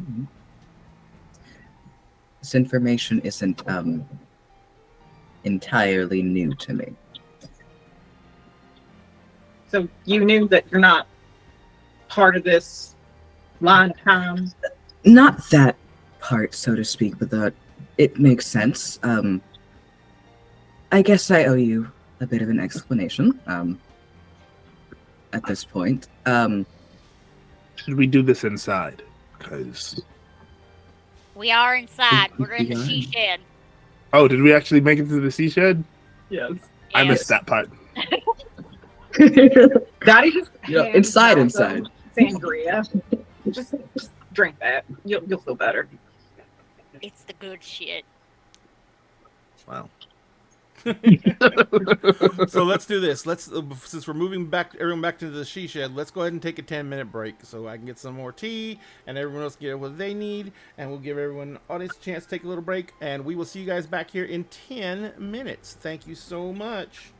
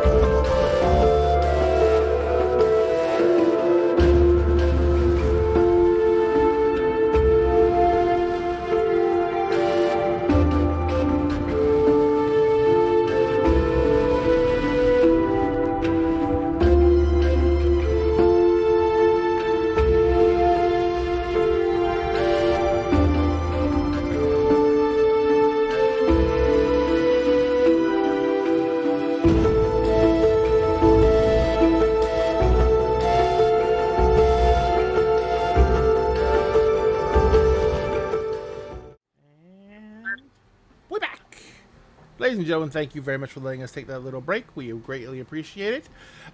As do our cups full of drink and our bladders empty of liquid. So, all right. So you guys retreat back to the she shed. Devenom was about to do a lore drop.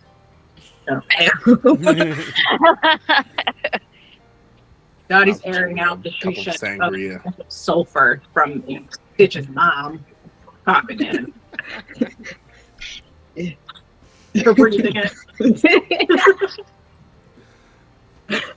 I figured Dottie's outside sage washing to get rid of all the negative energy. Dottie's out there with the goddamn cinnamon broom. Underrated. Also, what's also underrated is rosemary. Mm-hmm. And Juniper. Yes. So Dottie's doing that and then walks back in before this lore drop. Divinum will take a second and then we'll kind of gesture towards the seats. Just like this is, I think, a conversation typically had sitting down. Although I don't think this is a typical conversation. I was gonna say, how do you have All right. I don't know that any conversation Okay. in this place is a typical The conversation. requirements for this is sitting down. Is this going to be potentially upsetting? For you, yes. We have enough alcohol, I think. If we run through the moonshine, I still have Everclear. And I got more moonshine, but it's in the basement. And cousin Craig gave it to me. So it might actually just be gasoline. I'm Mal telling you, points to the bottle of absinthe that has not yet been finished. I'm telling you, it's Craig. It's probably lighter fluid. So, and Dottie will point towards the absinthe dispenser. It's like, oh, Malcolm, that's your gift, by the way. Really? And it is all like handcrafted glass, basically. That is a dark, deep purple, almost black, up into like a lavender color. That's your gift. Stitches, your dress is on your chair. Oh, thank you. You are. You a spoiled doll. me. Don't let your whore of a mother touch it. Your whore of a mother can touch me anytime she wants. Damn. And we all sit at the table. Sit. The audacity. She assaulted my Halloween decorations. I think I interrupted her conjugal visit with my daddy, so she a little spicy. Divinum, honey, here's your little setup. And Dottie basically places like the doll tea setup in case you want to play pretend since you don't have a mouth. But it's good company. I mean, there's a mouth there, it just doesn't move. Yes, but you need a moment to, take a sip so you can pause for dramatic effect. So Divinum wants to do that. Oh, fair. like literally That's spilling fair. the tea. Yes. So Got it. spill Upon- your proverbial tea. Upon hearing spilling the tea, Divinum's gonna flip the teacup over. That's another way to do that, yes. That's a more literal way to do it, but yes. And will then they're not sitting, mainly because if they sat, they would be way shorter than the rest of you. Now they're at like almost eye level, like Are you doing the chair squat? Like your feet are on the chair and you're just kind of squatting. they've moved the chair. Beautiful. Their chair is now like slightly knocked over, like against the wall, and they have taken its place as though there can be only one. It's like prop hunt and they're winning. So they'll take a moment and okay, well, I wasn't expecting to divulge this information to literally anyone. But here we are. You guys have known battle with me, some of you more than once. And apparently people are being involved now, so at least you should know. We may not want to spread this information to everyone we get involved, but I digress. as you already know, one of you knew earlier, now more of you know, I am, or was, I've yet to figure that out, a god. Hello. The am or was, but they have experienced time differently than we do on the mortal I'm plane. telling you, they're probably a Time Lord. Have you not seen Doctor Who? Listen. I love Doctor Who. I don't think this is that. Damn it. So, less of being swept up in time. Part of me is time. In a way. Not in and of time itself, more so the creatures within it. To explain it a little clearer, I am, was, I'm gonna use am, one of the Morai. You may know us as the Fates. I am, if you want to get incredibly specific, I'm Clotho. Do with that as you will. Problem is, as I weave people's fates with my sisters, we handle the entirety of it, past, present, future, what could be, what has been, what always will be, and that is how we exist. Now, that includes gods, demigods, partial mortals, impartial mortals, the whole shebang, as I have heard stated. Not everyone is happy with what we bring about, or the fates we weave for people. We do not choose the fates we weave, let me be very clear. In the case of your mother, for instance, I personally wove hers.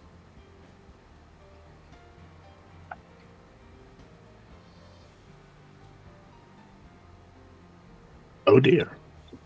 Okay. But that doesn't explain why my mama is in hell and not here. It does. So, when we weave a fate, we weave all of it. All of the intricacies, all paths laid out before it. Therefore, your mother being banished, I wove myself. But you did not weave that intentionally to be Oh, that way. I did. Oh. Everything I weave with intention. That does not mean that I create the scenario. Should I seek to change something, I could. It's forbidden, it's frowned upon. You do not do it under any circumstances. I have never done it. Though some people, due to my ability to change the fate, believe it is a moral obligation to do so in certain circumstances. That is why I'm here. To an extent. I don't know actually why I'm here, or how I got here, or anything of that nature, but I wove a fate that the gods did not like. I am supposed to be dead. I was hunted down and everything. This was not a half-assed job. Alright. So, yeah. with the fates, usually with the stories, so I've been told since I was a wee babe, there's three. There's three. Wouldn't that upset the balance if you're dead? And that's why, when your mother said I was not supposed to be here and that time is messed up, the only thing I could think of is, funny. I'm so surprised that time might fall out of order if one of the people keeping time on its tracks and where it's supposed to be isn't there. So, because, hold on. Malcolm, can you explain everything to Venom said, but make it like Disney version for me? Right. You So did the Disney songs. Doing a Disney song. I'm not gonna sing a Disney song. Oh, come Damn on, bro. I It maybe later.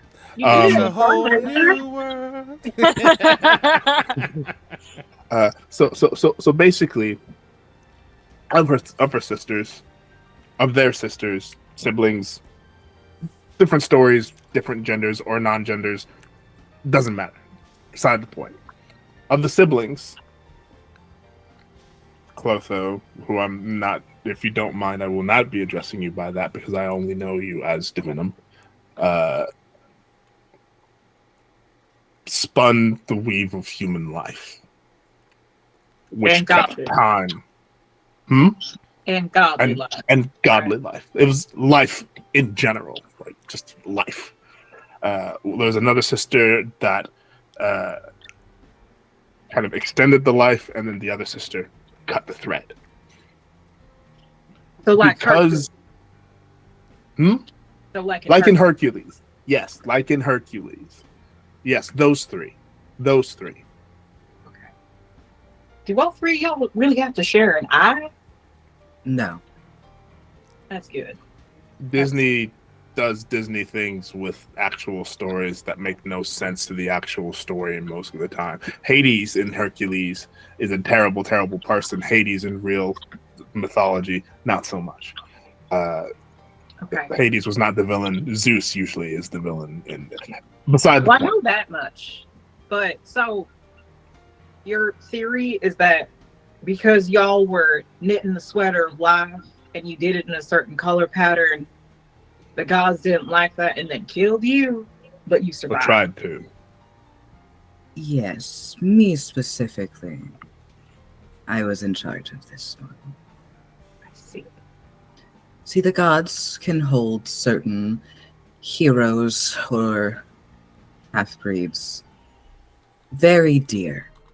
And should something happen to them,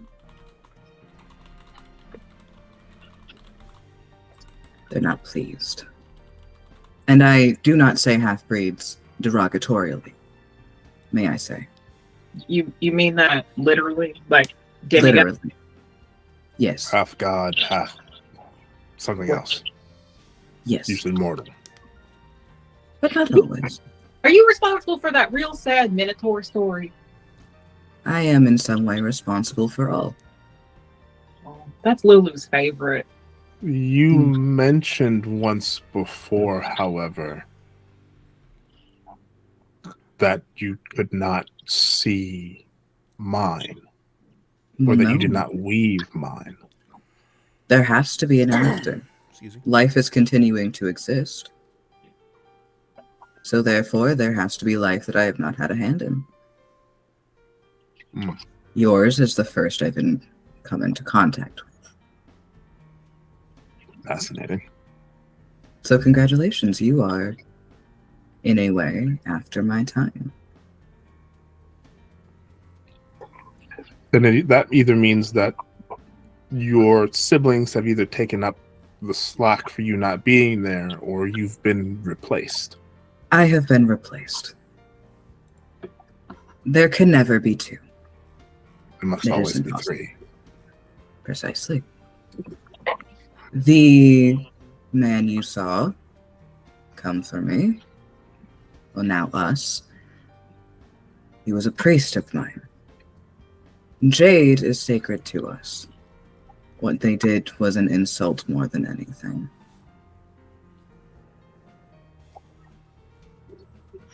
Their lives were already over.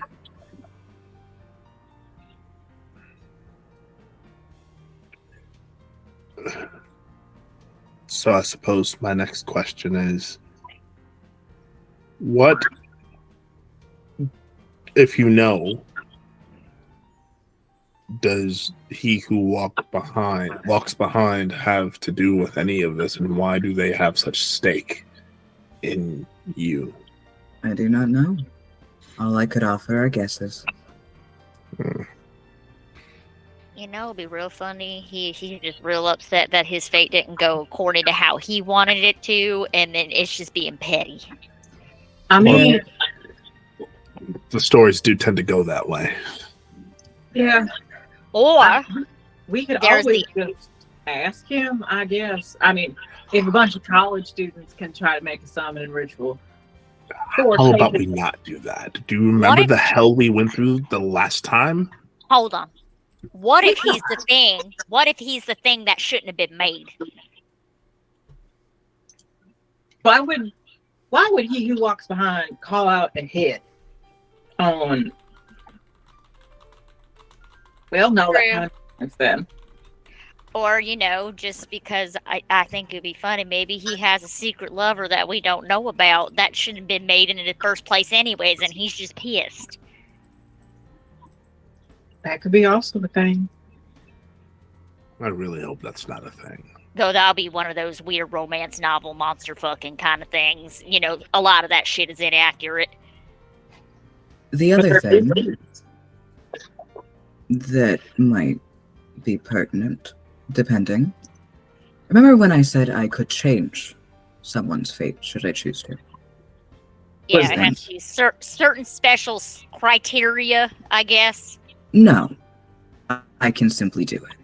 It Oh. requires nothing. I have never done it, never will do it. If the timeline is imbalanced now, it's because it likely has already been disrupted, but that includes death. Oh, Oh. I can extend someone's life, I can cut it short. At least I could. So maybe it wants you for fate-altering reasons. Immortality. they wanna use you to edit and modify some things in life. Did it? Remind me, though. Did it say it wanted me, or that it wanted me gone? It said it wanted me to basically capture the false life and bring it to the river Styx and put it on the ferry.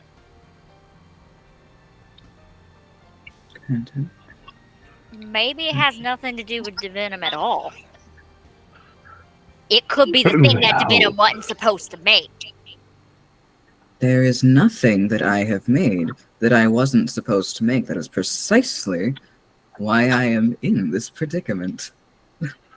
I mean, Perhaps he who walks behind has reason to believe, falsely, clearly, that there is something out there that should not have been made. so whoever took over your spot in the triad probably made something they weren't supposed to because they don't have the same moral compass. Maybe they're Or following made something that he path. who walks behind is not happy with.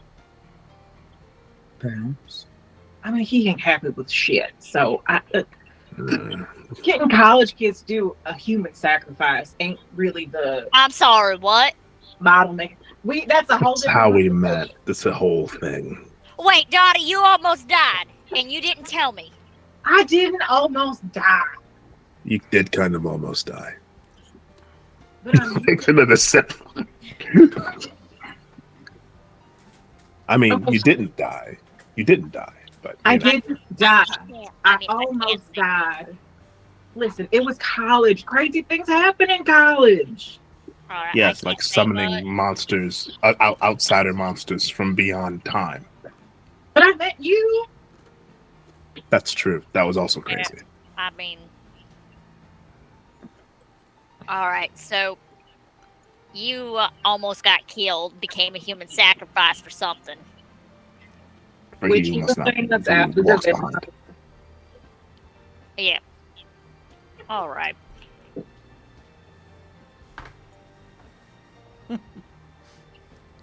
Ichiro.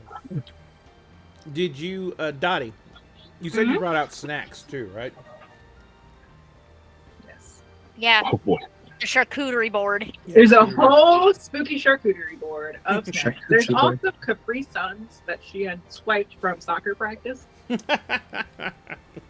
in case somebody didn't want alcohol. So So, you guys are sitting there, and you're like looking. You're talking. You're just having this in-depth discussion, and you hear a voice go. When you gotta think about it, when you think about it like that, you gotta really put into mind that he who walks behind the road behind is not necessarily just out for his own thing. Who the hell? When you turn around, there is a purple skinned, an imp. And he's sitting on the table, and he's put together like slices of cheese and meat in different layers. Did Mama send you? And he's eating it. He's like, oh, no. Who's Mama? get your empty butt Odelia. off my table. You sit. My mama's Odelia. Odelia. That's like one of them lesser succubi or something like that. No. She is not a lesser. She is descended directly from Mama Lilith herself. Wait, So your is mama's every other a lesser? succubi. Mama Lilith gets around and she's very fertile. Don't talk about my grandma like that. Don't talk. Ooh, Don't. I'm sorry. We can't. We're not going to gloss over the fact that you just said that Lilith is your grandmother. Yeah, she's my grandma. I call her Nana. Listen, we got an imp in front of us. We can talk about family tree weird Yeah, shit later. now, Who the who fuck the are you? hell are you? I'm an imp. What's your name? I'm an imp. Your name is Imp. I'm summoned and then I have form and I get told to do shit and then maybe they don't kill me. Your Maybe name they is now. do. Your name is now Timothy. I hate that name. Thank We're you. not. Fine. Do you want Soul Crusher? No, Cheese. I like cheese. Okay, your name is now Cheese. That is the best name I could possibly have. And he eats more cheese. He says, Cheese, get your feet and your butt off my table. he's like, Manners. well, in the most technical way, I have no feet and no butt. Your Because- body, your presence. Get your Malcolm. presence off my table. Malcolm grabs the chair that Divinim kicked over and just brings it over. If you wouldn't mind having a seat on the chair instead of on the table, that would be most welcome. If it will make people more comfortable. And he goes like, I think it would. and he's fat. And he's like struggles up to his feet and he's got like Would you he got like little chicken toothpick legs. Oh my would you God. like it? Would you like a hand? Do you want some help getting into the Yeah. chair? And you're like, yes. Uppies. You go over and you grab a hold of him. He is hotter than fuck all. All right. Good God. Hand him here. Hand him here. Hand him here. She'll just take him. And he's like, he looks at you. He's like, ever been with an imp? Just sits him in the chair. I'm gonna take that as a resounding yes. That is Reminds a me of no. a smutty book Oh. I read once. Now, Cheese, what the hell are you doing here? He says, Seven you. He says, well, I was being nothing. You know, being all ethereal, just whirling around the hells, being a hot wind blowing up someone's ass. And next thing I know, some dickhead on the prime material plane does some weird hoochie, and then I'm standing in someone's fucking basement. It's a And- she shed. No, I wasn't here. And Oh. then they told me that I had to come help you figure out what to do with them, and points at Divinum, because if I don't help you figure out what to do with them, then they're going to punish me, and possibly they're going to, we're all going to die. Can you tell us who this person being was that summoned you? Nope. They didn't Why? tell me. Because they can just tell me to do shit and I have to do it. Do What do you they know- look like? Huh? Yes. What do they look like? That's a great question. They were sitting in this dark corner and they had this robe on all the way over their head and they were wearing these thick leather gloves and they had boots on, and that's all I saw. Was there any animals in this basement? None that were alive. Takes a lot of energy to summon me. Gross. You sure Okay, about so- that? Are you sure about that? Sacrificed. There was a goat. That poor goat. The poor goat. You know what? It'll be real funny if they took Miss Hannigan's goat. That damn thing won't die. It's too You want me stubborn. to go kill it? No, No. You want me to go kill Miss Hannigan? No. no. That was Malcolm, not a get very mad. confident no. Malcolm will get mad. I will get it. Who's I will Malcolm? get I'll kill upset. him too. No, dude. I'm Malcolm, one of the people you're supposed to help. No, I'm supposed to help y'all help that one. And he points at Divinum. Is like, and whether Yes, you you're live supposed to through the help process us. or not is not my concern. All right, you're gonna listen here, Cheese.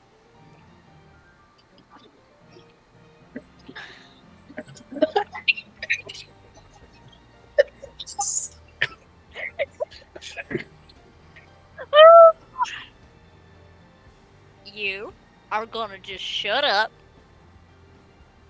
for a brief second.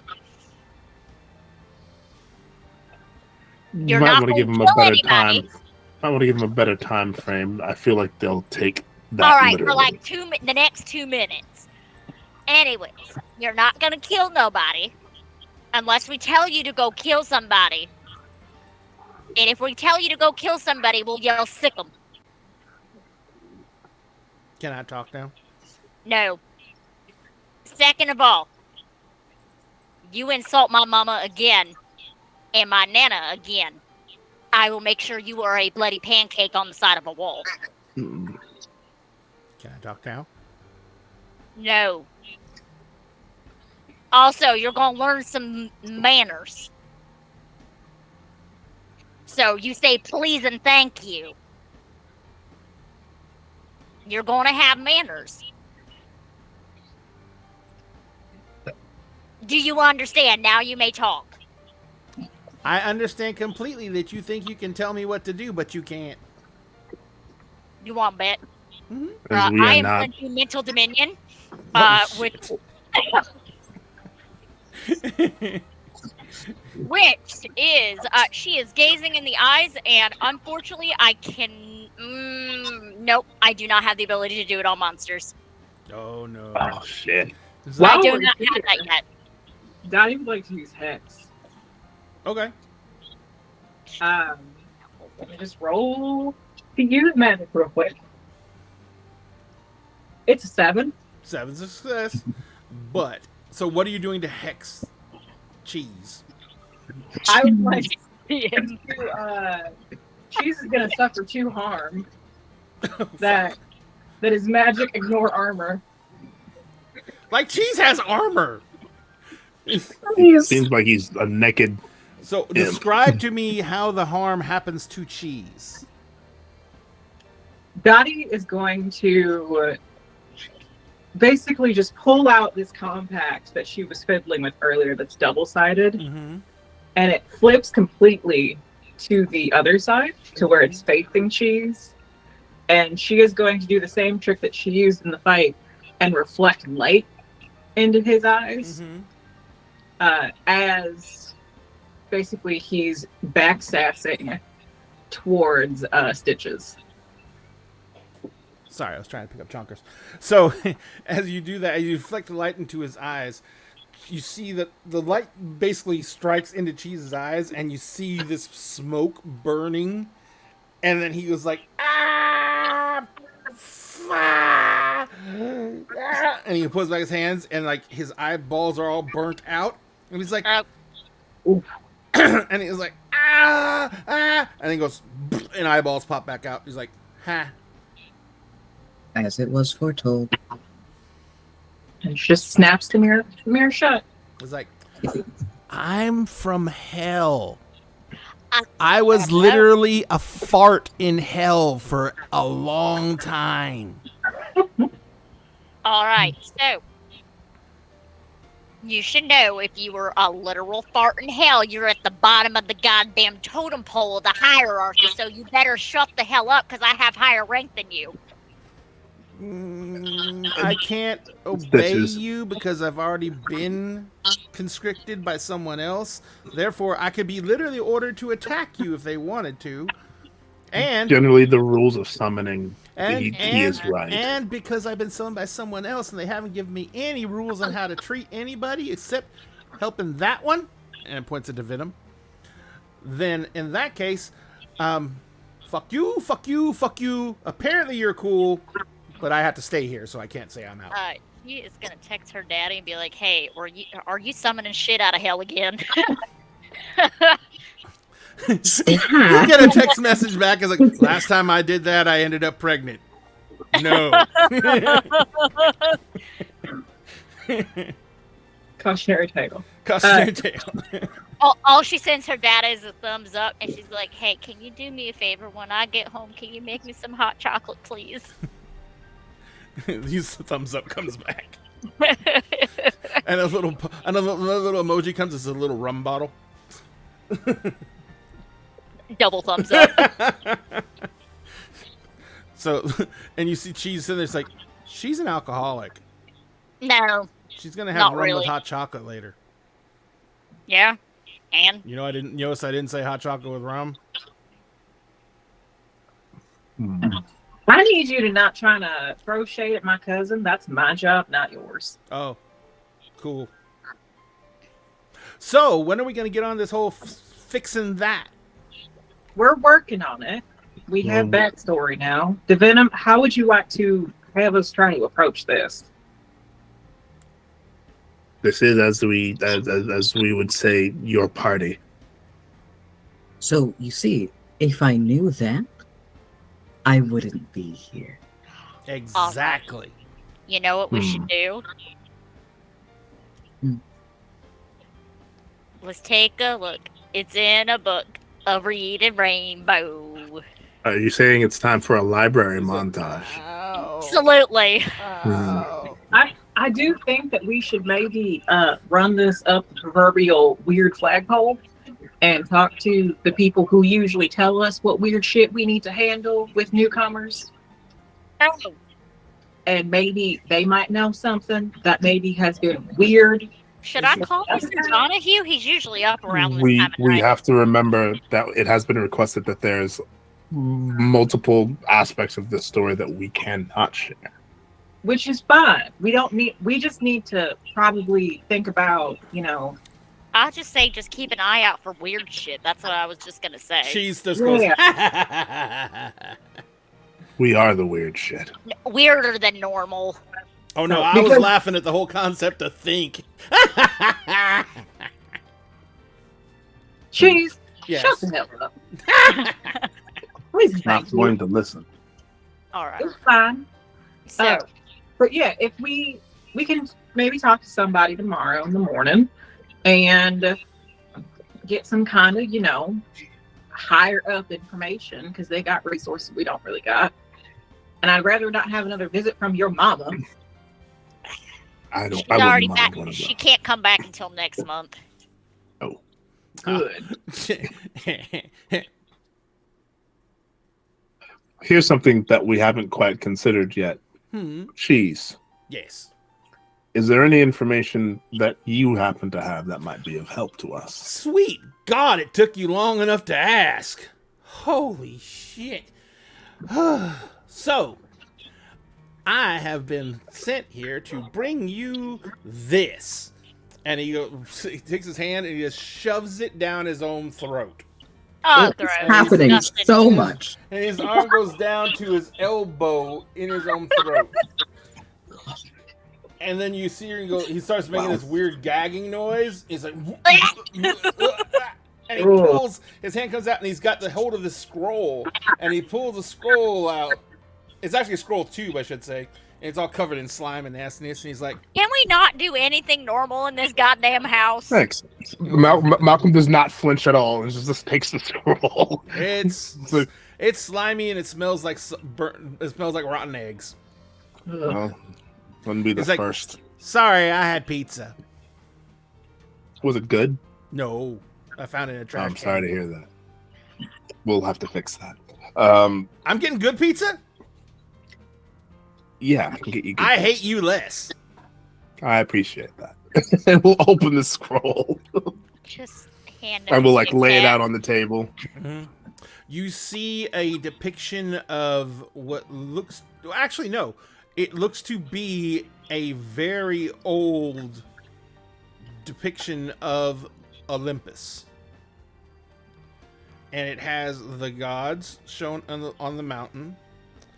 It shows it shows beneath the mountain Hades, Tartarus, all the monsters locked up in Tartarus, and then to the left and the right. To the left, you see the oh god, what's the name of the fucking thing where the fates reside? The little temple they reside in. Oh, Huh? A Parthenon? No, it's not a Parthenon. It's there's literally a temple that the three fates reside in. You have to climb a cliff, and when you get there, you take these hallucinogenics and you talk to the fates, and it's a whole thing. It's a whole thing. I'm looking it up Yep. right now. But anyway, you can see that is to the far left on the screen, and the far right of the tapestry. To the far left, you see something very strange. The Statue of Liberty. Cornus. Huh? It's the temple of Cornus. That's it. Thank you very much. And would you see the Statue of Liberty? Malcolm, that ain't supposed to be there, right? I don't think so. Although the Statue of Liberty is supposedly based upon a god or celestial being of some kind. We got another hydrate. Divina? You know anything about Lady Liberty being a god or a demigod or something of that sort? Well, the goddess that I'm looking at here, I have been here for 2 weeks. I know nothing about what functions outside of gestures vaguely around. This was on an episode of Jeopardy once. It is based off of the Roman goddess Libertas, the goddess of freedom. Yes. That one, yes. With an That's what I know. asterisk. With an asterisk. With an asterisk. Let me guess, there's footnotes. Well, granted, each Roman deity has a Greek equivalent. So while you'll find one, you'll find another. Taichi is, or Taiki, however you want to pronounce it, is another one who it is likely to be able to represent, as she is the goddess of justice. But I am not entirely certain if that is what this is meant to depict, or why it's there. It doesn't belong. Cheese, did Yes. that weirdo who summoned you Mhm. give you this scroll? Yes, he shoved it down my throat. Malcolm, who do you know that collects weird scrolls? Besides you. And I mean, Henry- I was going to say it was mostly me. But you gotta get yours from somewhere. Y'all don't have like swap meets? Little car shows? Sometimes it works that way. Mostly it doesn't. I am also going to correct myself real quick. Taiki is a different deity. It is Themis. Demis. Demis. Yeah. Themis, you are looking for. She's kind of looks over at you, Malcolm, and says, "Most mages are dicks, and they hoard all their knowledge and don't share it at all." That's true. That's very true. Bitches, you gotta use your womanly wiles on a maid. Some of us work in libraries. where the knowledge is free. I love how there's like more than one Greek goddess for liberty because I was thinking of Eleutheria. Or if I Eleutheria. remember, yeah. There is more than one Greek god and goddess for, For everything. everything. I know. I'm like, Do you know how oh many my- fates there actually are? 1,000,000. It's There's- over 10. Yeah, no, there's every single time they needed a new reason to validate something, they made a new fate. Yeah. yeah. Sorry. Oh, you see the funniest, fun Greek fact. The funniest thing that people always forget is Aphrodite is also a war goddess. Everybody seems to forget Mhm. that. Every Greek god is also a war god. Yep. People claim the Norse gods are the no. No. The Greeks were Yep. the fucking warmongers with their gods. There is not And a the single way- god in Greek mythology that does not Yeah. have a war association. Like Athena is for strategical war. Aphrodite is for, if I remember correctly, it is acts of passionate wars, and then and so on and so forth. But I love her children. Her two children. Aphrodite is the goddess of murder. Yeah. No, I love Demio and Phobos. Those are my two Deimos favorites. and Phobos. Yeah, my babies. But that's also why Divinium was good with the sword. He's technically still a war god. Just think about it. It was the pantheon of gods that was created for a nation of city-states that were always trying to destroy each other. Correct. Anyway, Da-da-da. And now you know, and knowing's at least a third of the battle. G.I. Joe. So there's the Statue of Liberty. Are we having to go to New York? Oh God, please no. I've not been back to New York. oh I've been god, gone. please no, camera. Camera. Sorry. Man, Diamond was really serious about that. She fucking nearly quit the show over it. And then the camera said, "Okay, nope." So, Nope. Damn. I didn't sign up for New York bullshit. so she's sitting there and he says, "So, I was just gonna say, you're kind of. I mean, this is here, gesture to Divinum, and Yep. then you find this neat pictogram. He's like holding up this thing, and he says, Of and Statue it's, of Liberty. it's like, and it's almost like fates lead from Olympus, and then over to, and then there's justice over here. It's almost like they can't dance back and forth. So, do we need to incur some kind of justice? I didn't say I was here for any of you others. We are asking you. Okay, fine. I don't even get to be a devil for 10 minutes? Good God. What's No, this torturing people? if you don't absolutely get to not. torture people? Yeah, someone here is going to be made to face justice. I nominate Malcolm. You nominate Why are we Malcolm? not? What have I done?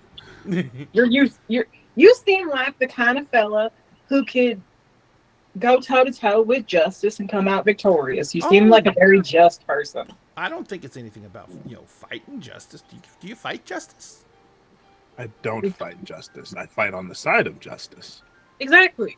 So I nominate Malcolm. Y'all probably be old buddies. It is interesting, though. We'll see how much your morals align. I What's wouldn't Justice worry. has no What does morals. morality have to do with justice? Precisely. Justice is one of the least moral things there is. That's my concern. Oh, yeah, I know. You're pretty fucked. What did you Alright. do anyway? Me? Yeah. None of your business. Okay, Nah. I can speak for myself, though I do appreciate it. The slow, eyes going. People think that I'm creepy, but that's just creepy. I didn't choose it. No, the problem is what I didn't do. People are up in arms about it. Which is why it might be good if I face justice. I feel nothing, I have no morals. I'm not going to let you do that by yourself. You could accompany me. I will accompany you. There's no could about it. Where'd you get this roast beef? It's really good. From the deli up the street. Oh, Remind me to burn it down. People don't need this type of pleasure in their lives. I'm a devil! How about rather than burning down a deli, I order you an extra large deep dish stuffed crust pizza. How about I say cool, lie to you, and then burn down the deli?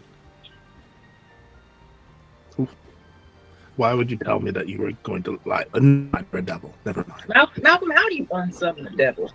Kidding it. How do I what the devil? How do you unsummon an imp? How do you send them back? Okay, well, you can kill me, and that'll make me disappear for a little while, but because I haven't finished what I'm doing, I'll come right back. And then, generally speaking, we you have can- to probably kill a summoner. yeah, Or and then you banished. can Or put me in a banishment. circle of salt, but the moment some ants come along and take some of the salt grains away, I just get out. So there's that. Yeah. Let's see what I else. got a devil's trap carpet mat. We could probably put it in. That'll work too until I do something like pee on it. Okay. So we're Yeah. all gonna Circles are come unreliable, to usually. fight justice. Right, face justice, fight justice. Maybe not justice, fight, but justice, face. justice. Stand before. Yeah. Is this one of those we get judged for our past actions? Because, like, there's some stuff I don't want to listen. College was weird, but the honeymoon was weirder. I don't know. I stood for Anubis once, and that was a weird, bizarre experience. He's the dog one, right? He's the jackal. Yeah. With the weight and the heart and the feather and that whole thing. Yeah. Another scales. There's always some kind of scales. It's a justice thing. Yeah. So we're going to the library then to go and look up justice. At least that interpretation of justice. We should probably. Malcolm, What time of day is it? It's the middle of the night. I don't think that us going to the library in the middle of the night is probably the best idea. So we're gonna go in the morning then. After you can you take a day off from the library? Do you have like classes or something you got to give tomorrow? Cheese is eating cheese.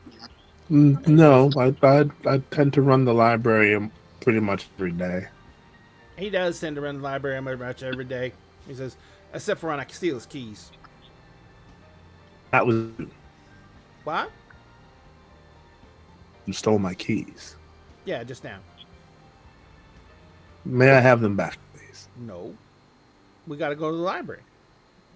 We're not going to the library tonight. Why not? So why do you? Because it's late. So? We were just in a fight. We need to rest, No, you don't. heal. Most of you are perfectly fine. Presents arm with a burn on it. I said most of you are pretty fine. I need to. Hey, I can handle it. I can heal all that Hold mess. on. I can heal all that mess for you. No. yes, I- the venom, I just need a cat and Cheese. maybe a donkey. cheese. What? Davina will lay on hands. Thank you. Malcolm. Cheese, you were interrupting the venom. Okay. Was I supposed to stop interrupting the venom? Yes. If you would be so kind. Here, cheese, have some sangria. Unfortunately, alcohol doesn't affect me because it might be considered pleasurable and therefore. Fuck me. It don't need to affect you, it just tastes good. None of. Sangria sounds wonderful. Thank you very much. And you see him go, ah, fuck. The pleasure thing. Or the thinking. Is it the thought of pleasure, or is it the politeness that hurts you? Politeness hurts me. Gotcha. Davina will gently take Malcolm. I did roll. We'll take Malcolm's hand, arm in theirs, and for a moment there is a cool sensation as the burning fades away. However, as the burning Burns fade. Cracks begin to appear along Divinum's arm. They'll move back. Would you have done that? I mean, I could have just put. I mean, thank you. I appreciate it, but I could have also just put burn cream on this. And I do not feel pain the way you do, I believe. yes, don't. but your body seems to not be, or your vessel seems to not be taking that well. Don't worry, I'll follow them around, and later I'll go find a cat, a couple of dogs, maybe a puppy. Puppy might do it. If you add the cute in, especially if it's a young child's puppy and you get love too, that really works for healing. I'll find glue. I have glue. We can just fix you right up. It's no big deal. There's a little girl up the street who just got a puppy the other day for her birthday. No. That'll. We don't want to do that. Just like. All right. The little girl up the street that just got a puppy. Mm-hmm. We do not mess with that family. We do not. We do not mess with that family. You know Who's that why? family? You know why? No. Because they can turn into murder puppies. Oh, Yeah. that family. Yeah. The Yeah, we don't werewolf want to mess family with down that. the We don't want to street. mess with that family. Yeah, They're very nice. They always bring her by for Very. Halloween trick or treating. they are some of the most competitive people I've ever met when it comes to holiday decorations. Though it's Yeah. a thing. Yeah. I don't Her quite mom understand and I it. get into it every now and again, but it's always a nice little fight. But yeah, don't touch that puppy. Fine, I won't go touch that puppy. There's a Don't touch perfectly any good. puppy, please. Fine, I wasn't gonna do kitties because they're already half in, half out anyway. But I guess I could go to kitties.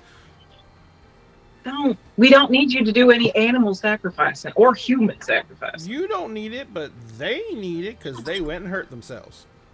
I can fix them. It's fine. I am not drunk enough for this. Sounds like a you problem. Told Yeah, you, it is. Told you they were an alcoholic. I have dealt with the undead now twice today, and now a devil. This seems par for the course. Finally, Today. I'm getting the respect I'm due. Stitches during all this is just looking on her phone on Tinder, just swiping. Plus, I got to see Stitch's mom, which is always nice. Stitches all like lunch, dinner, appetizer. No. Okay, which way is it on Tinder? Is it left that is Swipe. no, right is correct, right? Swipe right is accept. Swipe left. Yeah. No, she's been left, left, left, left, left, She's like, you're a picky Right. eater. right, left. So So you're getting hungry again. I still got my wings out and look at my eyeballs. Like, I can't go back to normal until I eat. I mean, Can you you are a cheat? very lovely succubus, but Thank you. yes, I understand what you mean. You can just eat cheese. nah, Can she eat cheese? I can't feel sexual arousal and I can't feel any type of compassion or love. So nope. I don't think That's I too can bad. even life drain out of him either. Nah, I'm pretty much the opposite of that. Mm. Yeah. I mean, I Cheese can is the opposite, and I am nothing. I mean, do I can always apologize. go to that You are my friend. That's not nothing. You're Divinum. I don't. But no, not in. That was I not. know what with you me. mean. I know what you mean, and I meant what hey, I said. Hey, Divinum, just kind of look off into space and say, how do I tell them my inner monologue's not working?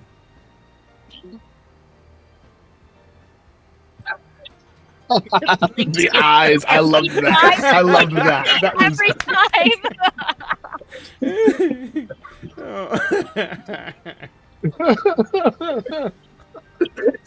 Is that Divinum's like nervous twitch?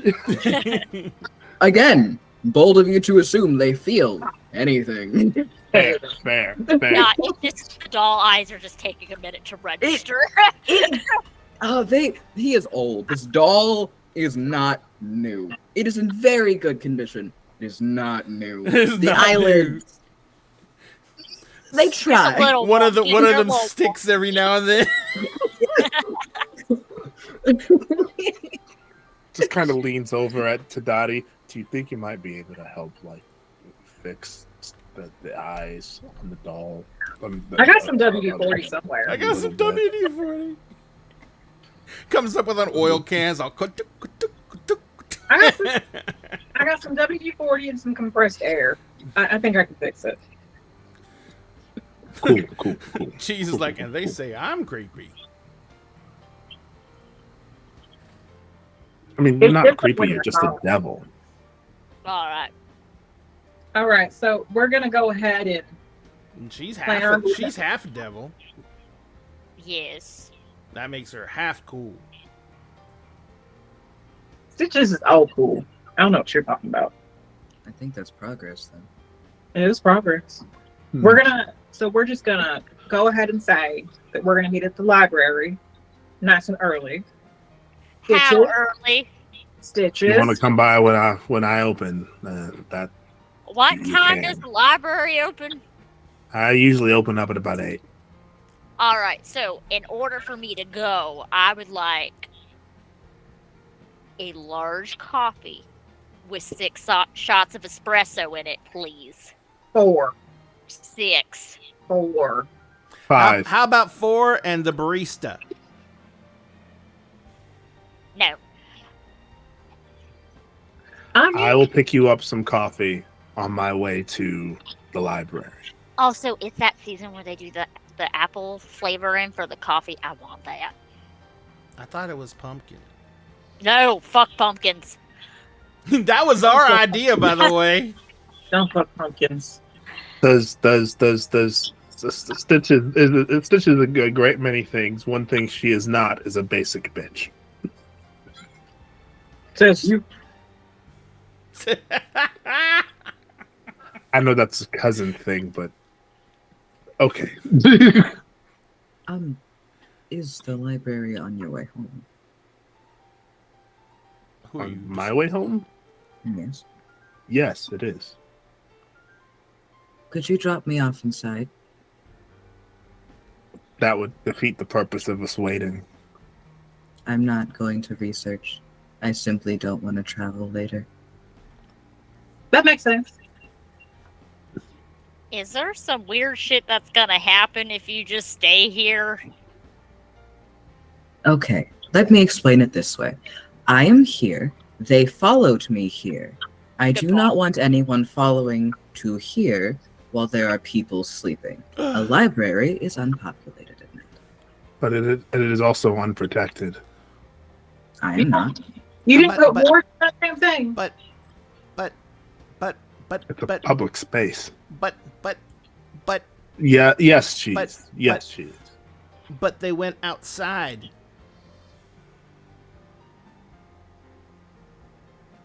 Any protections? saying- Any protections that are here, including protection of the hearth, doesn't affect you when you're in the street. Yes, It would be- home. Right, that makes sense. it would be better simply if I were not around people who were asleep. Mm. Same here, but because I'd probably, kill people. Where are you going to go? Cheese. Where people are Jeez. sleeping. No. Absolutely not. Nuh-uh. Jeez, what I am not gonna do that. I will not do that. I am not that. That's the least. That's the He's the totally least going thing to I do want that. to do. I He's totally going to do it. I would never do such a thing. That would be a tragedy, and I would be very upset with myself. Gets on the takes out his phone. Disappointed Opens up even. opens up like the Papa John's app or like whatever like the nearest like pizza chain app is, and starts like, how many pizzas? I don't know. How many pizzas do you want? Not for me, for you. How many? Oh, I do don't you- actually feel hunger or anything like that. I was just eating because it was there. But you You seem to have an explicit desire for pizza. I said that a while ago because it sounded funny. All Closes the app, puts the phone away. So, Devenum's going to the library, The Venom's will be going to the dropping the bin. library. and I'm pretty sure Devenum can ward themselves while they're in the library. She's just going, nope. Well, Devenum, Venom, would you like to come back to my apartment, which is warded? It is warded. I cannot go there. so we're meeting in Malcolm's apartment from now on while Cheese is lingering around us. Probably a good idea. That's not Yes. polite. You're not polite. You're not polite. But you are. Na, na, na, na, na, na, na, na, na. I'm a nice Southern belle. Southern Belle. All right. I guess I'll meet y'all at the library at 9:45. Your coffee will very likely be cold by then. God damn it! I will be there at 8:15. Less cold. Stitches, do you want me to just come pick you up so you can take a nap in the car? You can spend the night here. It's not a big town. She's not going to get a long nap. You can stay the night here. Then you don't have to go as far. I could, You could. but I gotta eat. She needs to eat. She does. So I may end up crashing at where I'm going, Oh, well, and then do the walk of shame in the morning. But it is what it is. ain't no shame in that. None at That's all. what you gotta do. Just make sure you text your daddy before, you crash. Right, because weren't you going to have hot chocolate with I your already dad? texted him saying I ain't coming back tonight, and not to harass Bones. I told you, if you want Bones to be safe, you can just give him to Lulu. No, Lulu would love that cat. that is my baby boy. Absolutely not. You just live here. Actually, I almost have enough to get my own apartment. It's been 7 years. No, every There is time an apartment no, that every just time opened she up in my tried to leave, complex. every time she tried to leave, her daddy started crying, and she felt bad, so she couldn't move. I can't handle old men crying. I'm half Maybe devil, you but that's get my him weak some spot. assisted living. No. I think actually that's a good place to wrap up for the evening. Oh, dear God. Since we're actually going to divide everything up and set them in different directions, I'm going to need a long, full session to have to reap the havoc I'm going to sow from that. Oh, Yeah, 'cause I am boy. curious of who I am getting dinner off of. That's gonna be fun. Dottie's basically staying home and probably just going to bed. So, and then gonna get up early. So, Malcolm and Devenum are going back to Malcolm's place, and Stitches is gonna go get takeout. Malcolm has a new sentry system now. Congratulations. Love that. Y'all are taking the clown with you, right? No. No one No. said anything about the clown. It's still sitting there. No, Stitches has refused to look at it this entire goddamn time. That was the harbinger of my death. It can stay where it is. We can take it somewhere later and burn it if you like. That's Or pillows over it, because I'll be fun. So, Em, where can people find Yes. you on the mighty interwebs? Hi, I'm Star Short Stories, or Star Short Story under most corners of the internet.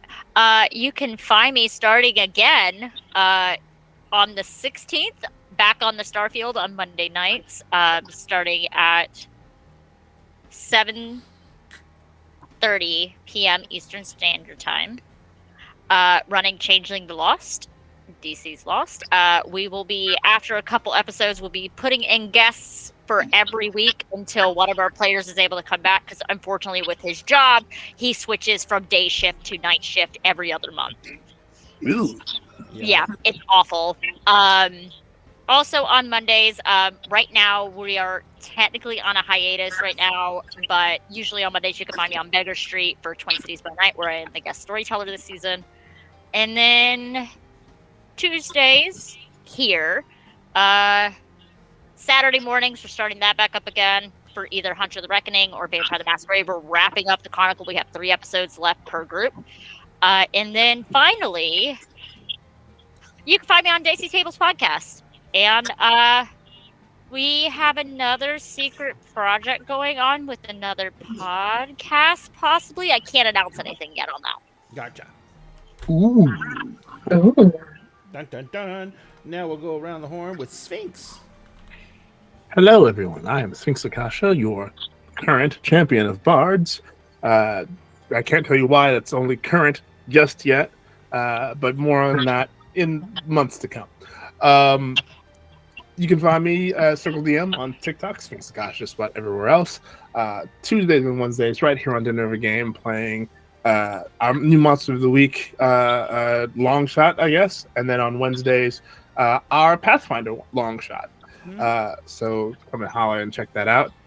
Every other Friday, you can find me with AH Adventures, where I run my own campaign, Agents of the Circle. It's an Eberron homebrew. We just had episode 80 something, I can't remember. Part 1 of a battle with a pair of aboleths and some mummies in a blood pool. So, fun times for our party. Every other Saturday, you can find me with AH Adventures, to switch back and forth between Unlicensed Magic, War Crimes, and Heroes Arc. This week it's going to be a one-shot that they're going to be running, because several of us are going to be unavailable. But on Sundays, we will be available for The Tale That Never Was on AH Adventures, which is our kind of time travel, weird banana pants-ness show, where I'm pretty sure one of the players is a secret Time Lord. Well, not so secret now, because they're actually transforming for no reason into different people. Well, probably not no reason. There is a reason, but we haven't quite discerned the triggers and all that stuff yet. And yeah, come see me playing in that, where I play Io Nyota, who is a aberrant mind sorcerer Kalishtar, who's my answer to, what if Howl was a Kalishtar and Calcifer was his quarry? So yeah, I play Io and also his quarry, whose name is Sidra. Thank you so much, Sphinx. And then over It's a good time. It's a good time. Vex. Hello, I am Vex Somniari. You can find me everywhere at Vex Somniari, again, including email, in case you want to email me for some reason. I have had someone email me, by the way. It was funny. Nice. But you can find me here on Tuesdays, in which I play Divinium, obviously. I Feel Nothing, which is in sharp contrast to the character I play on Saturdays in my Vampire the Masquerade game, who feels everything and has a humanity of 8 and is increasing. By the Your way, humanity's going up? their humanity Oh, is humanity actively 9? increasing. Oh. Humanity 9 is not easy to play. Oh. Yeah, their humanity is actively increasing. They are also about to get the Sanctity merit. They're moving up in that. They are a 4 foot tall vampire who dresses in Lolita and OG fashion. They're gender fluid. And they're definitely not traumatized at all. Never. Of course not. Couldn't be them. But the whole game is political intrigue meets like Scooby-Doo. Like it's phenomenal. It's drama, trauma. We love it. We are all vampires who took up residence in this mortuary that one of us owns. And that person is our collective dad.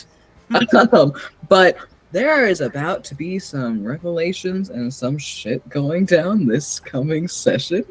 So if you're interested, tune into that. It should be fun. Because there's nothing like vampires for frickin' intrigue and backstabbery. We play nice. And finally, we have oh, wrong one. We have Diamond. Hi, that's me.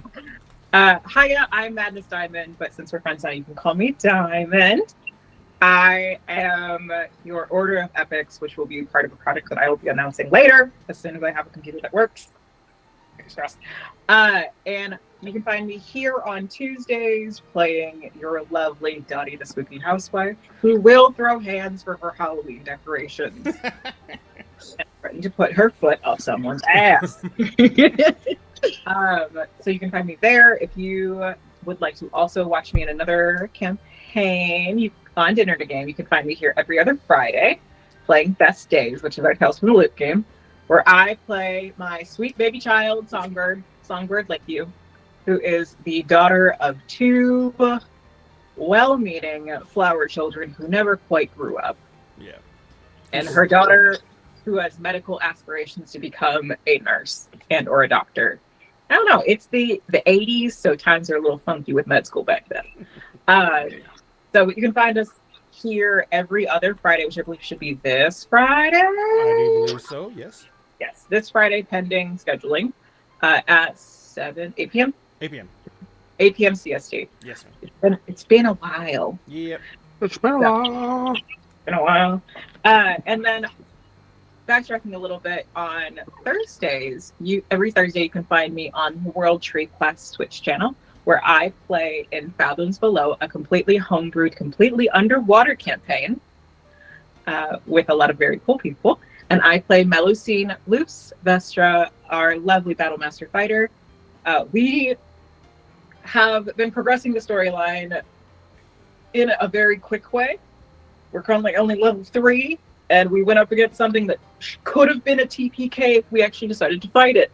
Instead, we did not. We did the smart choice and ran. Because just remember, you can always run from a fight. It might chase you, though.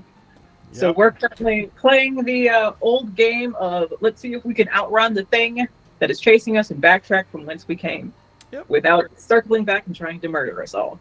So, but that also goes on at 5 p.m. CST on the World Tree Quest. And you can find all of my links on my Beacons page.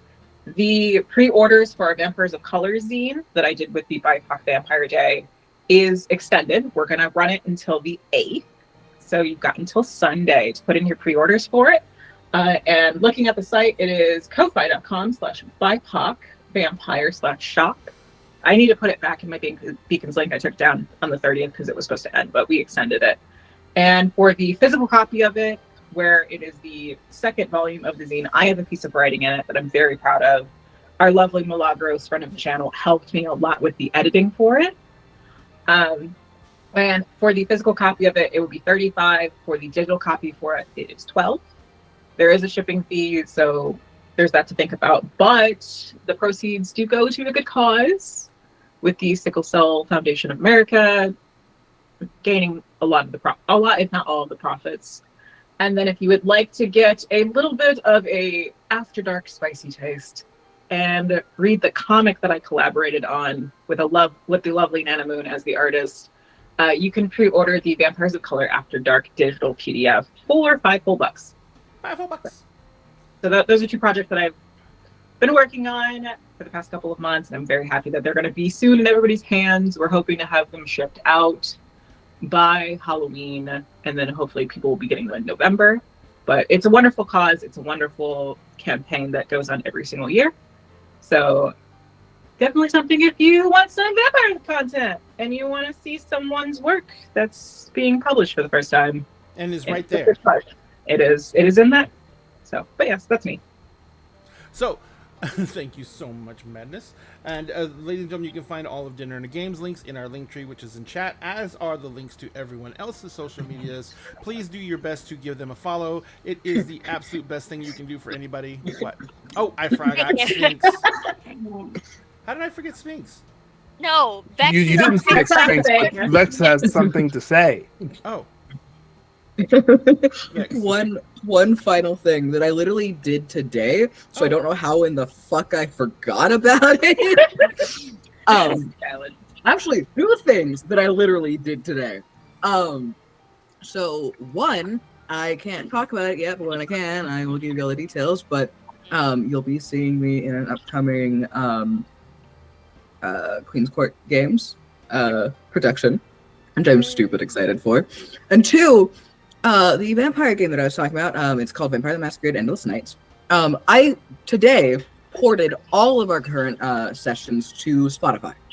So you can view them on Spotify, you can download them, do all of that. They're all there. We're only 5 sessions in, so it's not like too much to catch up on, but I literally just did that. dun dun dun. We forgot to do the XP thing. We're horrible people. Hi guys, I will read the questions really quick before we just get off the air. Under my cycle. So, did we conclude the current mystery? No. Nope. No. Did we save someone from a certain death or worse? Absolutely we did. Yes.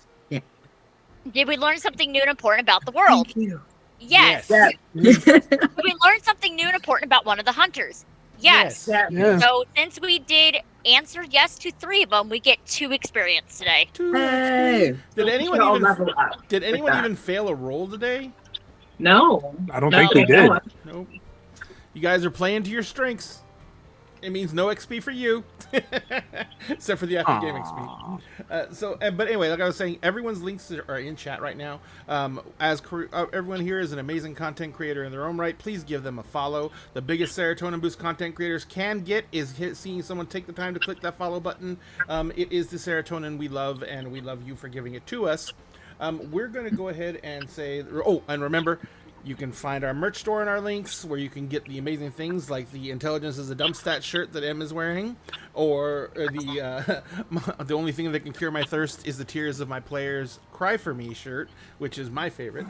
But we're going to go ahead and say good night to you all. We're going to go find someone to raid, and I do believe, let's see, ADH Adventures is on, but is there anything else on? Yeah. So with ADH Adventures, they're coming up on their arc finale, I think. Yeah.